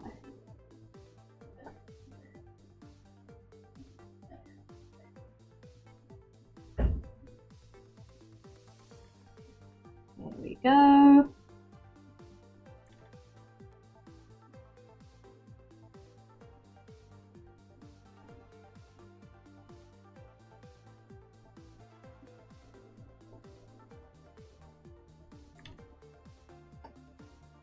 Right, that'll do the trick. Over there.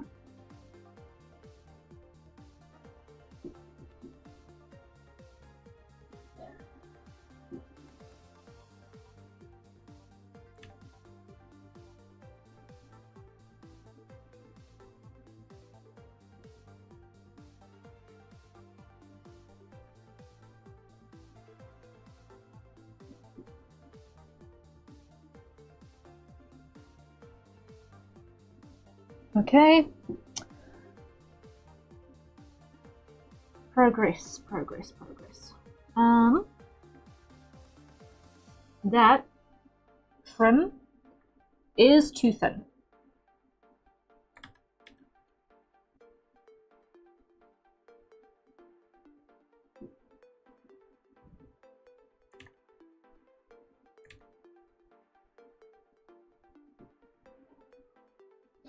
There we go.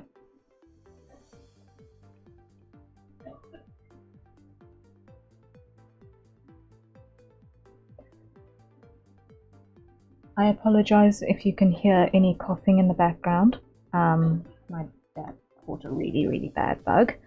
And unfortunately, the house is a lot more reverberant at the moment.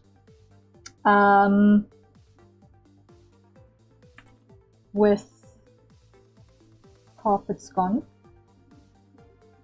And I can't close my door properly because of a LAN cable. So I'm currently dealing with slightly suboptimal sound damping, but unfortunately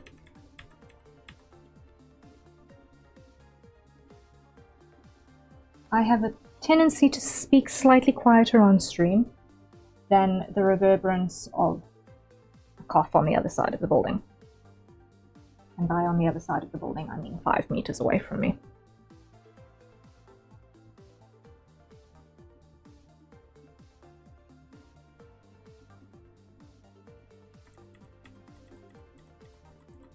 Stole too much.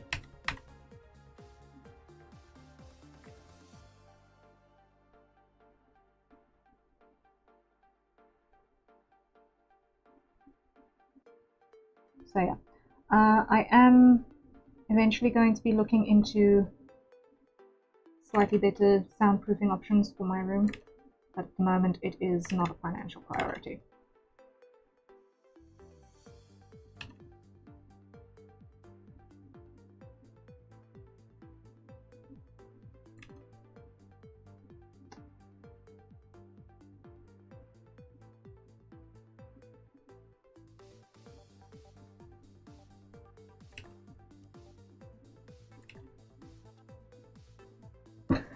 Okay.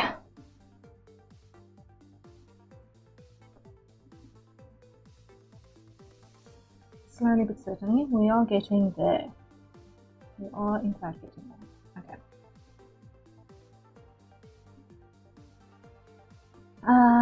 Now, over here, what we're gonna do is we're gonna get back on that little wrinkle.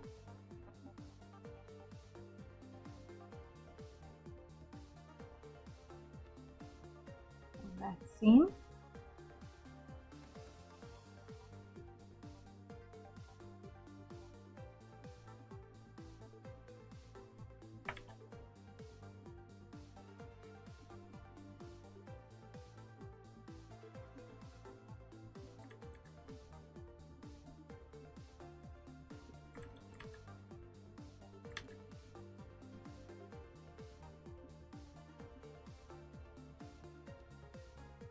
There we go.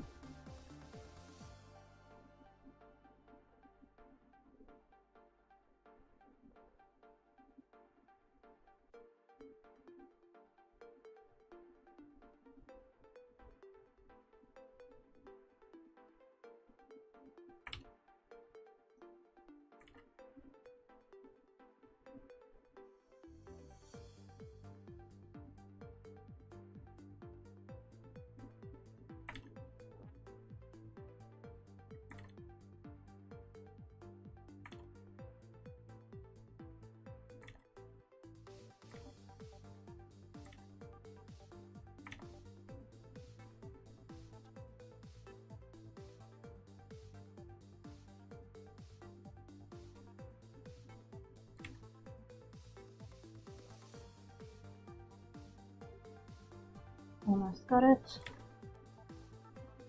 Good enough. Okay.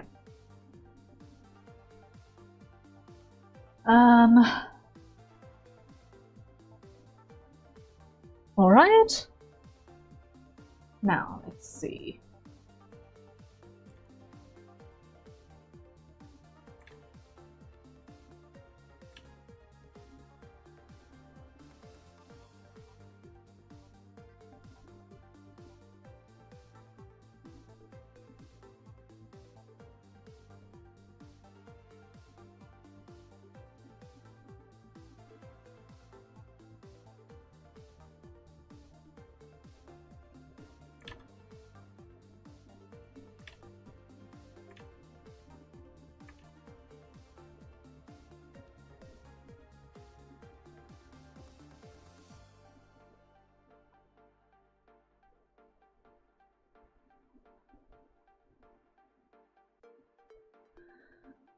So we still need to apply the 2 clips.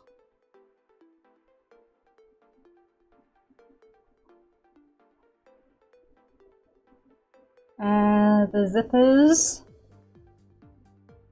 and the top of the pants still need to happen. Okay, so a couple of things still need to go in before we have completed our line work.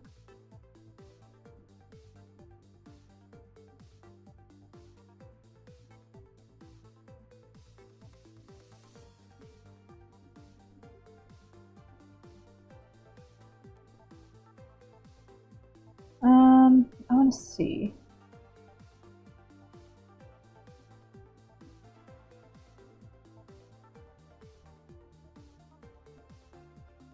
Extract lines.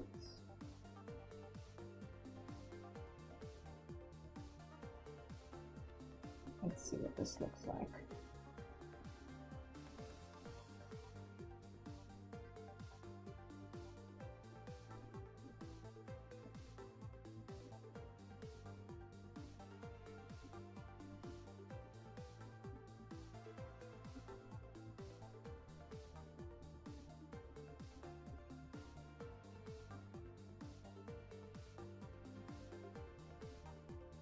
Nope, not gonna do the thing. Perhaps if I do that.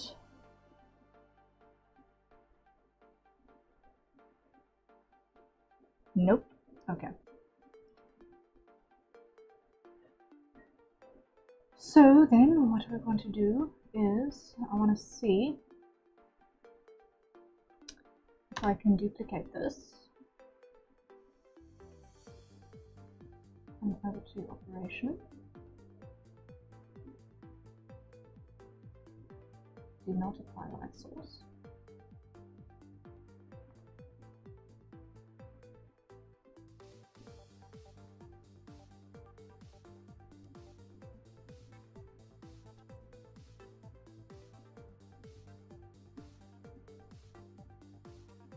Let's see, how does that behave?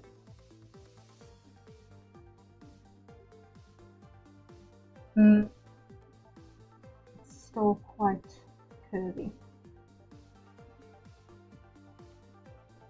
Let's see.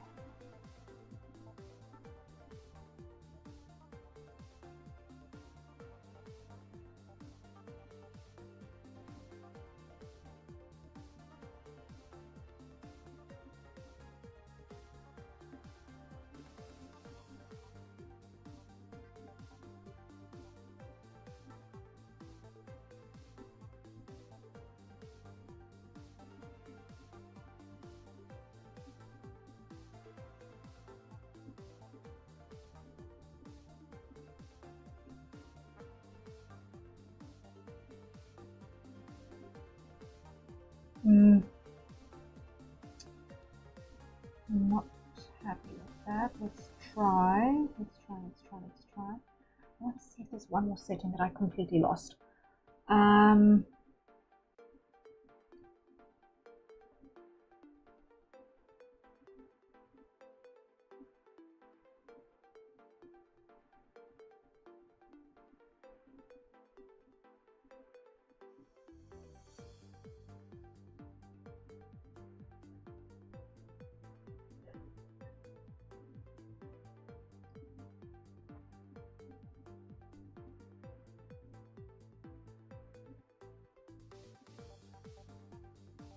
I want to just see.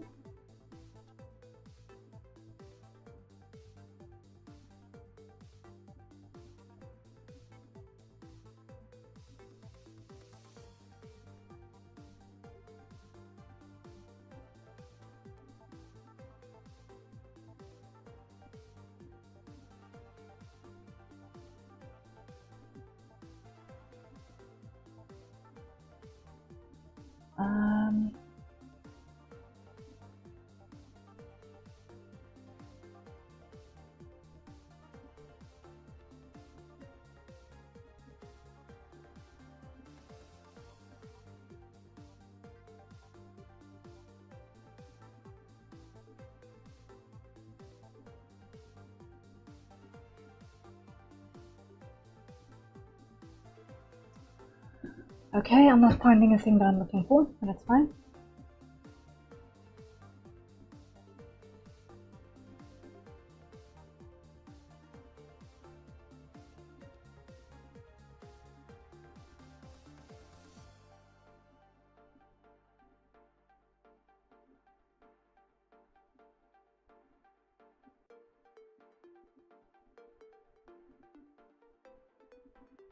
Let's see if I can.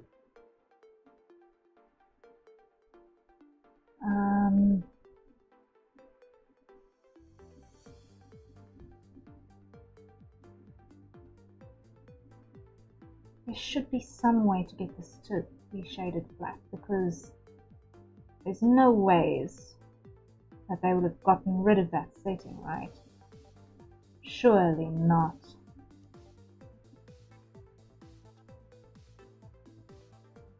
Right?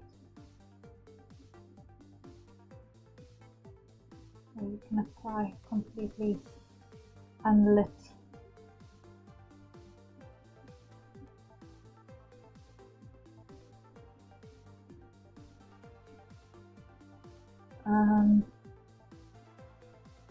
Nope.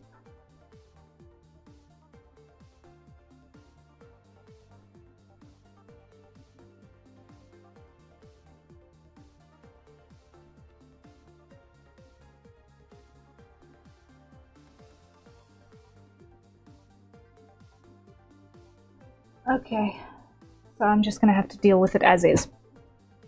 I'm just gonna have to deal with it as is. Okay. Ack.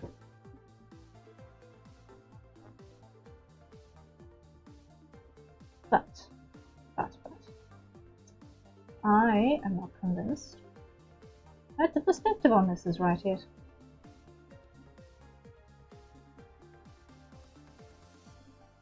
Ah.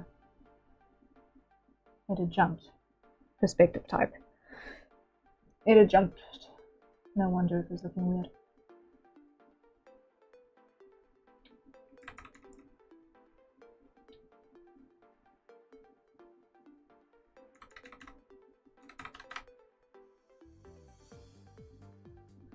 Okay. So now what we need to do is we need to come up with a decision. Are we going to try and trace this?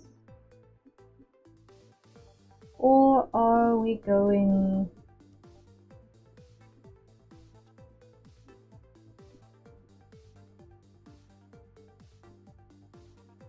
to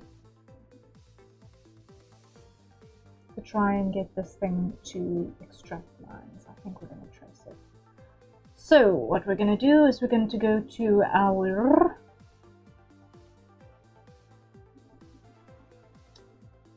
straight line tool. I want this on 2. Come over here, new layer, get rid of the inks for a moment, and just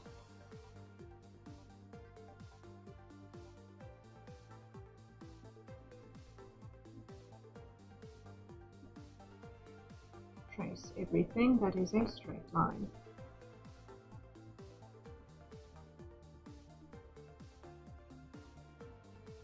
Or am I making more work for myself? Yes, I'm making more work for myself. So, what we're going to do is we're going to go back to our brightness and contrast layer.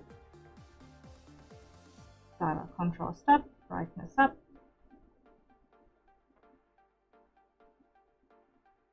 Okay. And what we're going to do is we're going to add another correction layer. We're going to go posterization.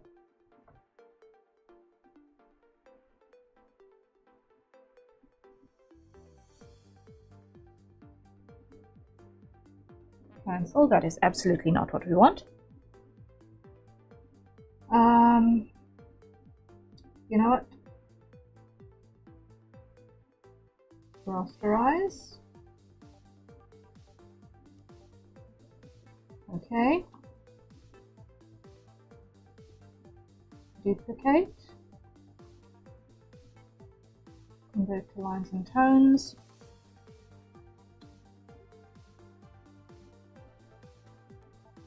Preview. Let's see. Cancel there. Hide that bottom one. Convert to lines and tones. Line thickness.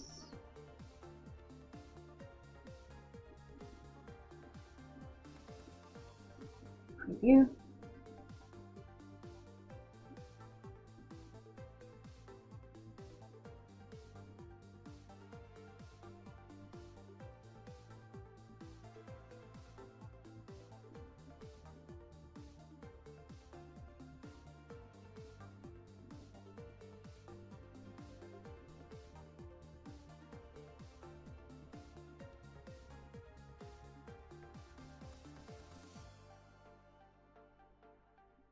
Okay, it is not picking this thing up well at all. Okay.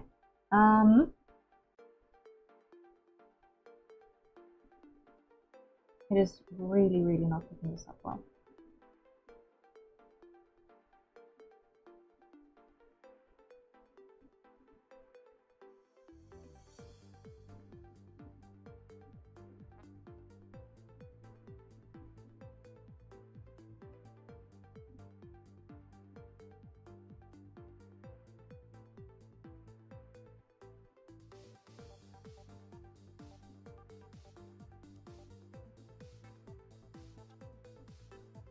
Ish.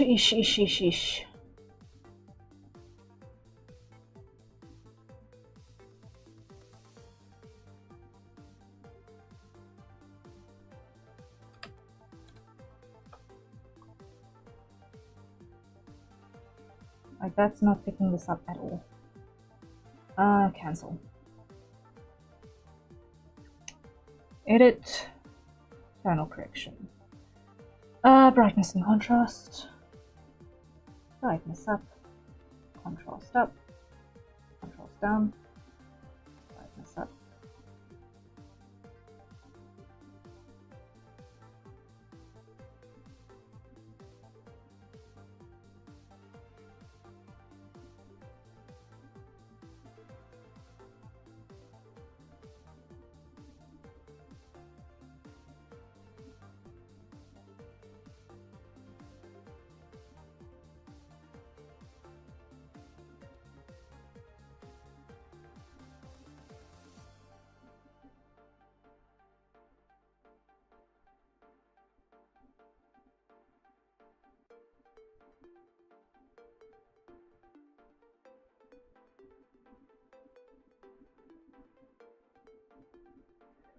Okay, let's try that again.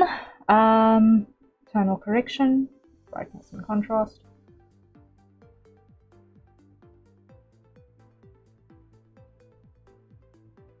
Contrast up.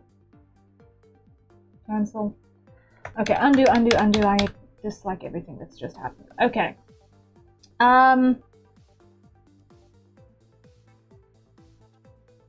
So one of my major issues is here is this disgusting pixelation here with the lighting, which is one of the reasons why I was kind of hesitant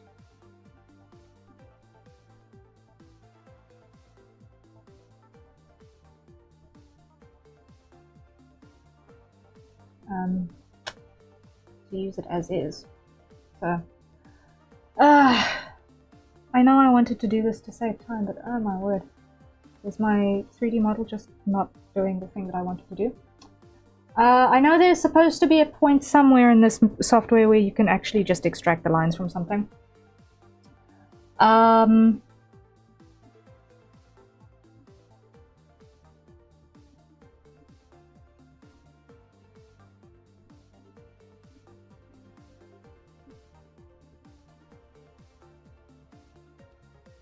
Do you have the paid version? Yes, I'm currently on the latest version with the regular update subscription as well, because my business does need it does need running expenses, so therefore I've got that. That goes off on the regular. So yeah, I'm currently running the latest version on the EX as well. I just can't remember what it was because it's not something I use regularly.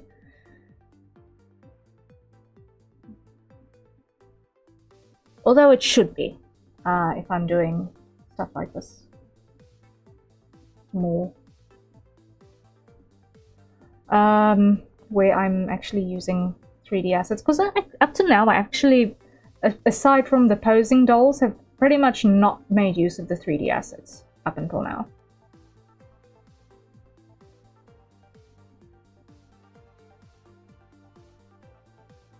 Not really. It's been very, very, very limited in its use.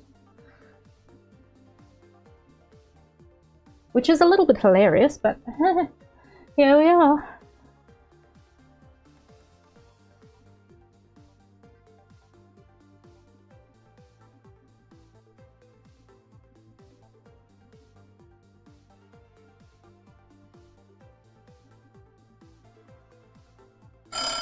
And, okay. So that is a hydrate. So everyone, acquire your nearest safe for consumption beverages. And let's take a sip. Whew. Convert to lines and tones. Yeah, I was just there, but it wasn't taking it properly. So I think I need to do some black magic with my contrasts first to get it to actually have enough variation to work with. So what I'm going to do is I'm going to cheat significantly. I'm going to merge those down. Ah! Let's go.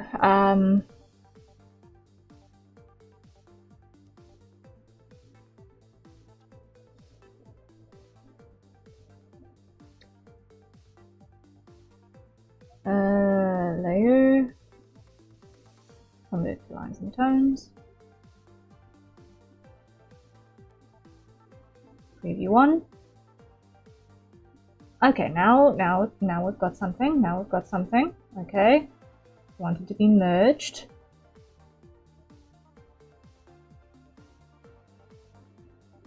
Yeesh.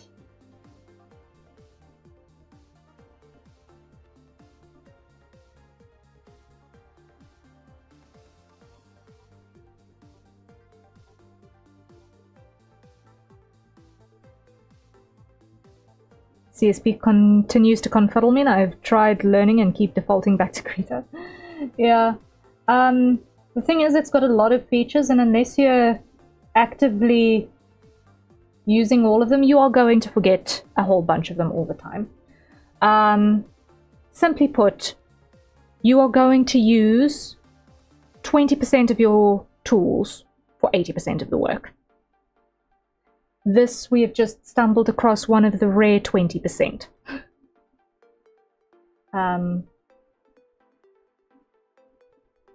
Of use cases for the features that you use least frequently. That is what we have stumbled across right now.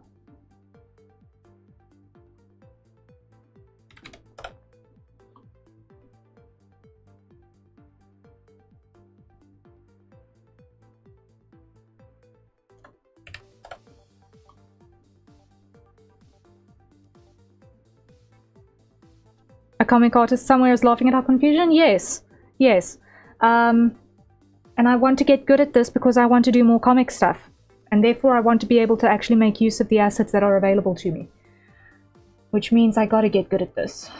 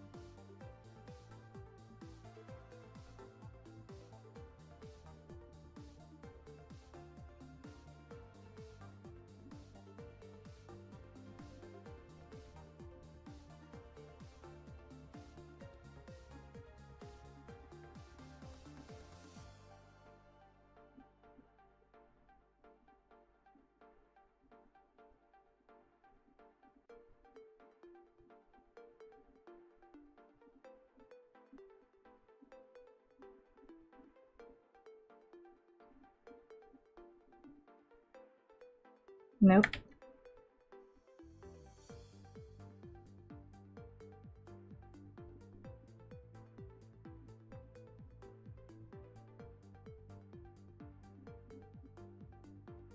Slowly but certainly, we're getting there.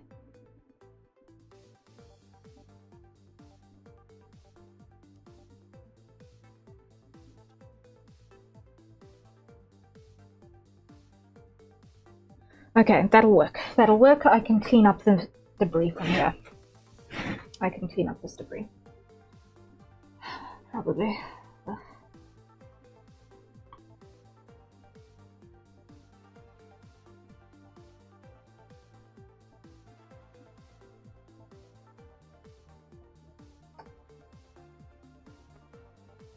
Yeah, I can clean up this debris.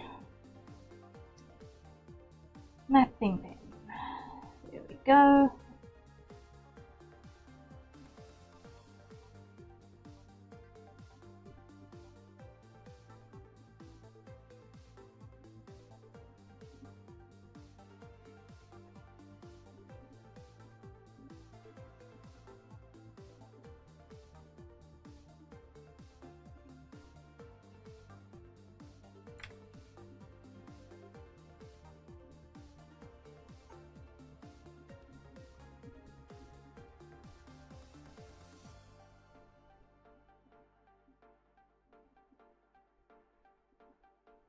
Mask this entire section out.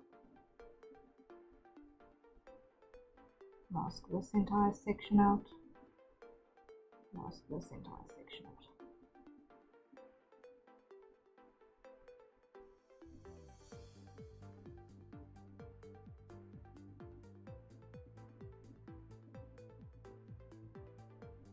Okay.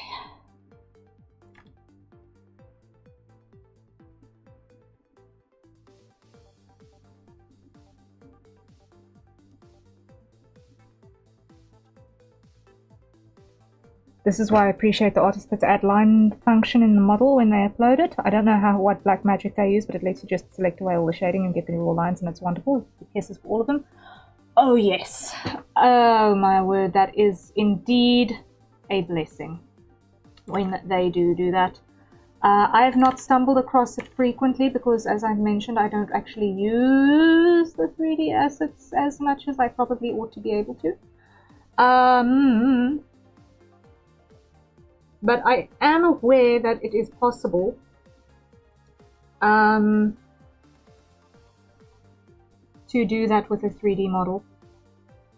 And the people who do are absolute champions. I agree, 100% kisses to those people.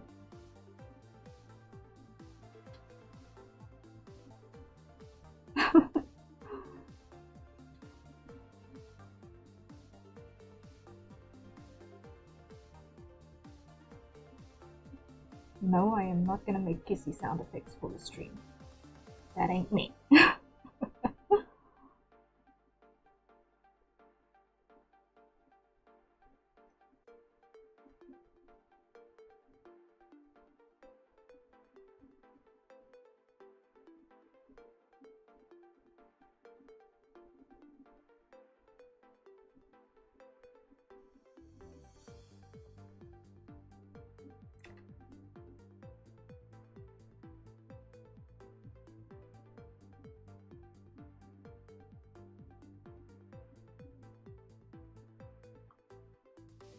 All right.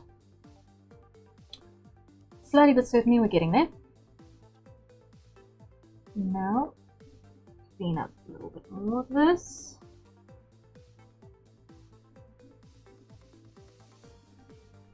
Actually, I'm not going to do that. I'm going to lean into it.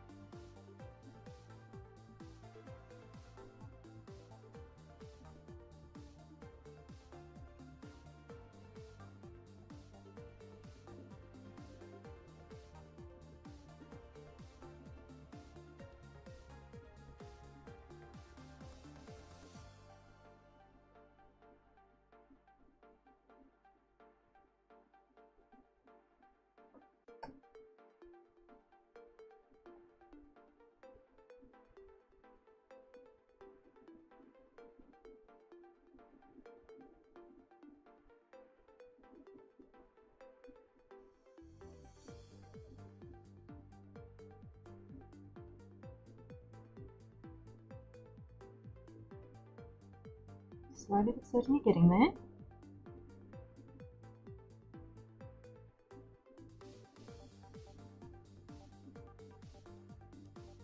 But yeah, I'm definitely going to be looking for a different umbrella asset in the future because, oh my word, I do not want to use this one again.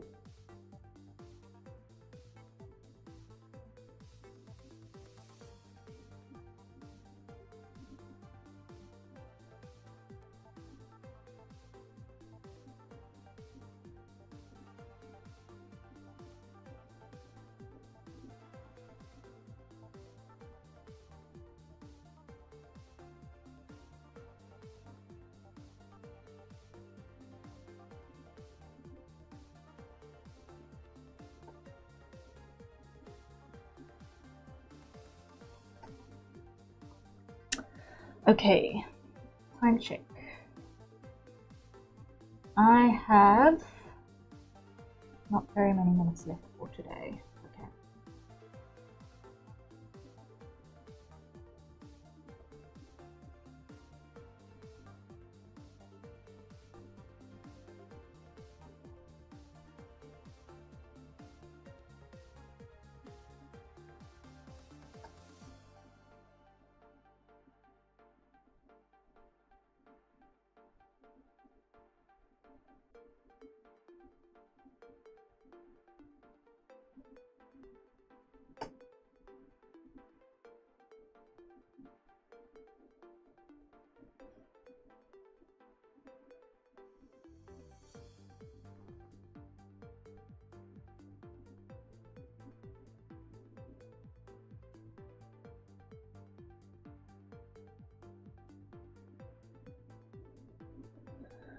Okay, that'll do the trick. Put that back on.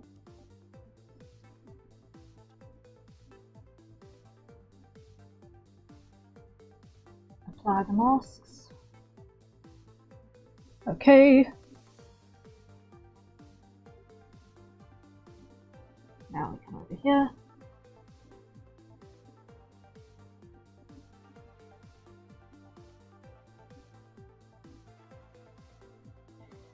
Ooh, this is grim. This is grim. That's not gonna fly. Let's do this. I need to go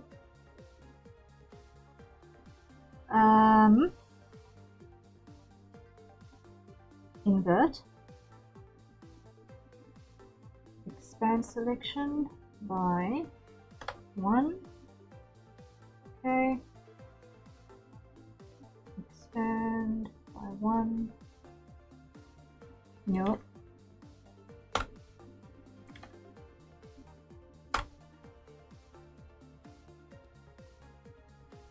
Oh, that is grim. Okay.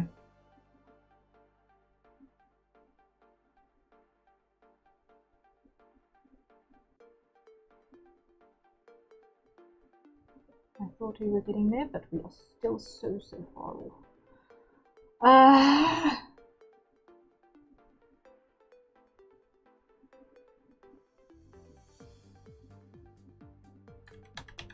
Undo.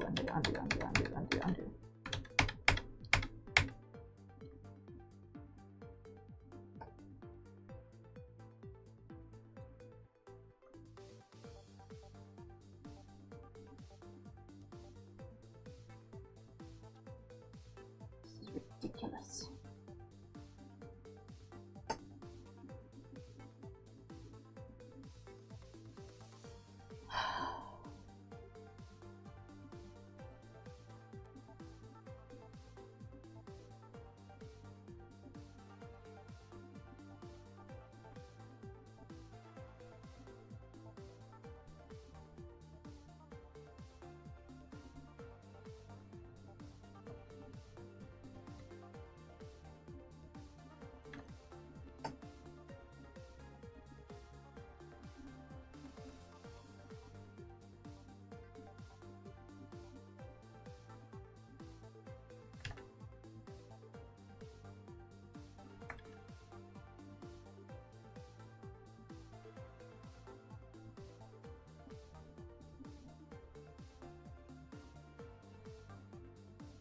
This is just ridiculous. Okay.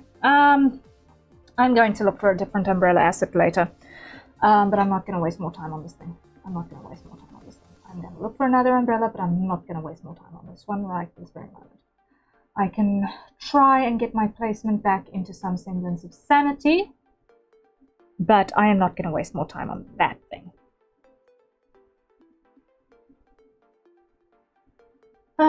Okay, let's do our facings and be done for the day.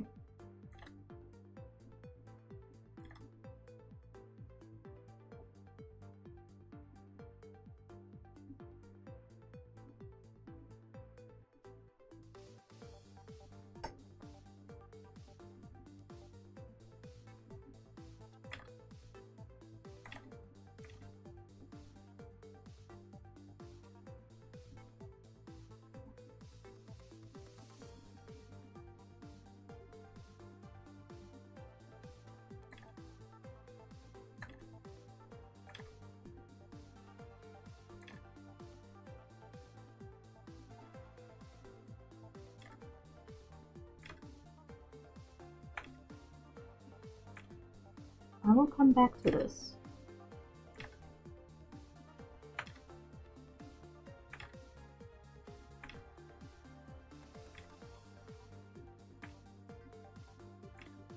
Come on, this curve is being difficult. There we go, that's close as I'm going to get it.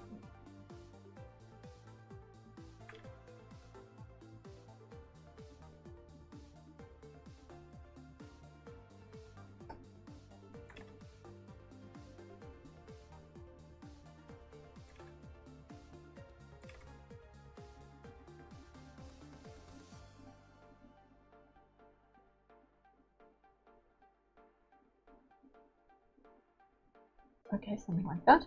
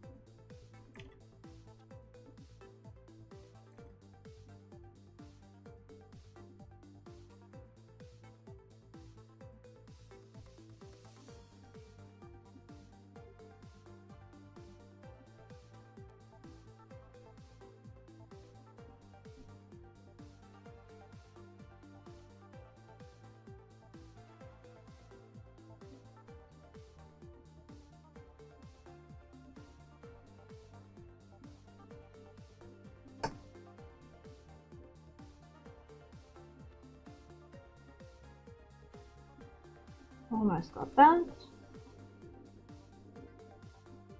That tiniest little hook is quite an important thing, I think. Amazing what a pixel here and there can do. All right.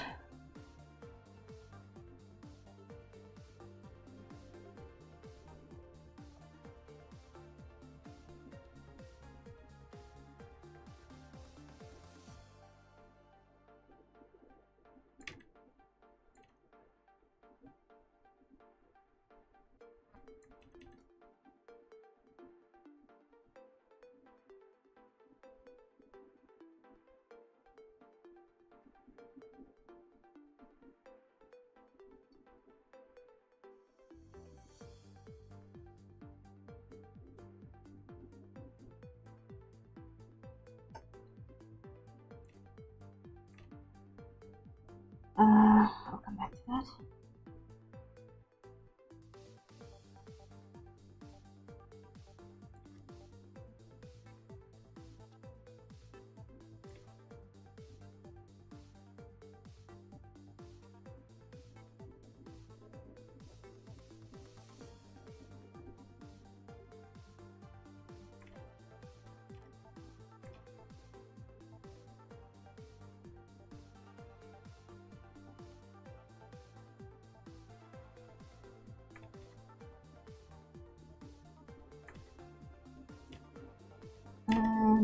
almost there. Almost. Come on, come on, come on, come on, come on, come on. Alright.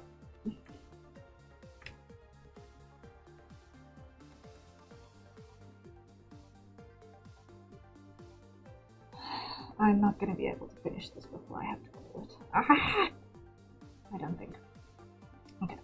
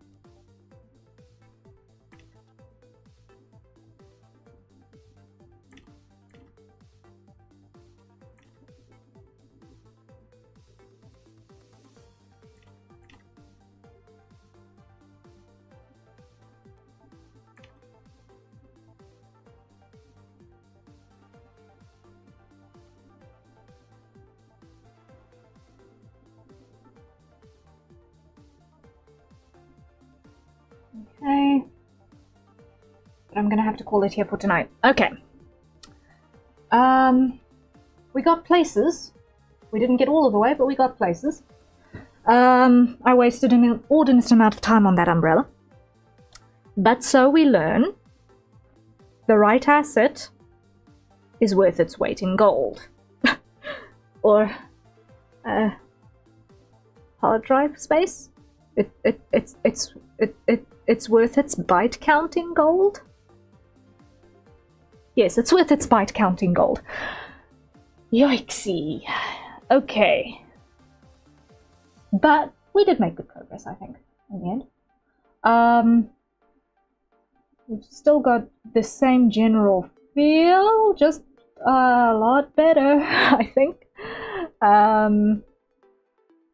More inviting than trying to steal your lunch money, which I think is probably better anyway. So, I'm happy with where we've gotten so far. We will keep plugging away at this.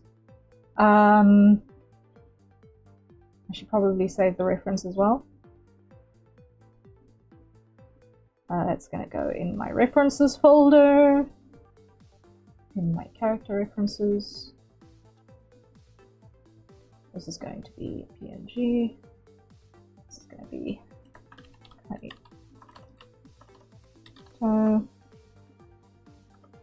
there we go. And close and close. All right. I'm not going to save that one because I've got it in my Discord. Private server place, blah.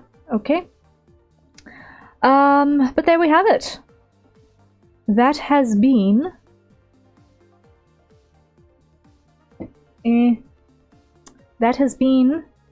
our first of the shortened streams.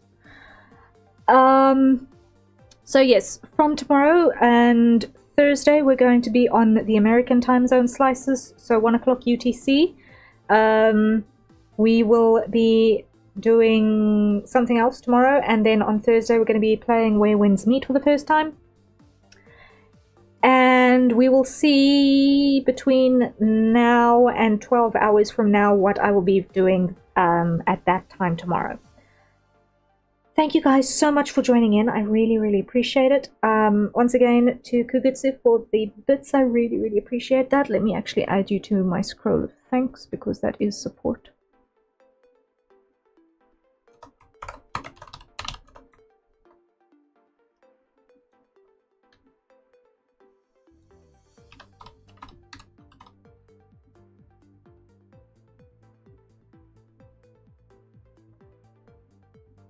There we go. And let me think. Is there anything else? Much love, Harrier. Thank you, Animal. Thank you. And I need to unlock that and then just trim this back. There we go. And let me think, is there anything else that I'm missing? Yeah, we will see how this pans out. I am going to check if I need to make any more adjustments over the course of the next 2 to 4 weeks to this new schedule idea thing that's going on. But yes, we're going to be focusing a lot more on new original stuff. So while this month we're doing while today we did art challenges, next month who knows what will bring, and next week who knows what it will bring. And I'm going to try and do a lot more work on commission stuff offline unless we're on the commission grind. Like, unless the deadline grind is right on top of us, I'm going to try and actually progress the commission work offline or in a private call with the commissioner. One of the two. Depending on various circumstances. So, yeah. I might even also work on commission work in a Discord stream. Who knows? With a microphone off. Who knows? So yeah, we are going to experiment and see what works for us. We're gonna try a bunch of stuff, and who knows how things are gonna pan out in the future. Yeah. Also, the mood board event for new room decorations is presently ongoing on my Discord server. There is a channel that I've got muted for that. So if you've got vibes from me that you'd like to see, I would.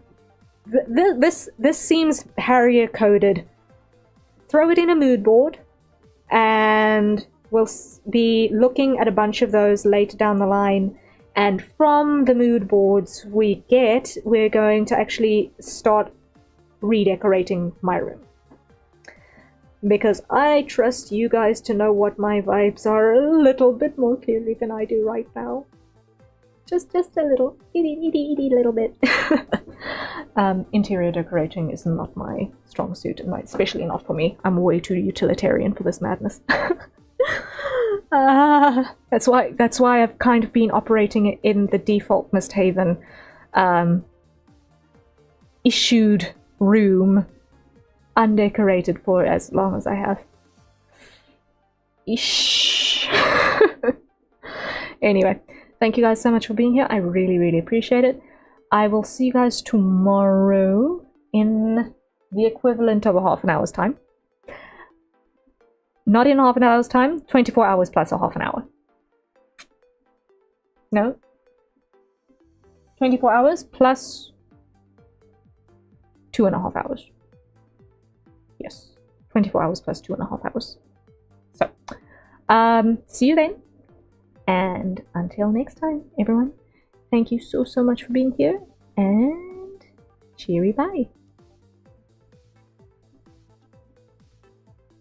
I really need to fix my WebSocket so that I can get my touch portal working again. Oh my word, that was unnecessarily tedious. Good grief! We will have that repaired before this time tomorrow, I assure you. Night night.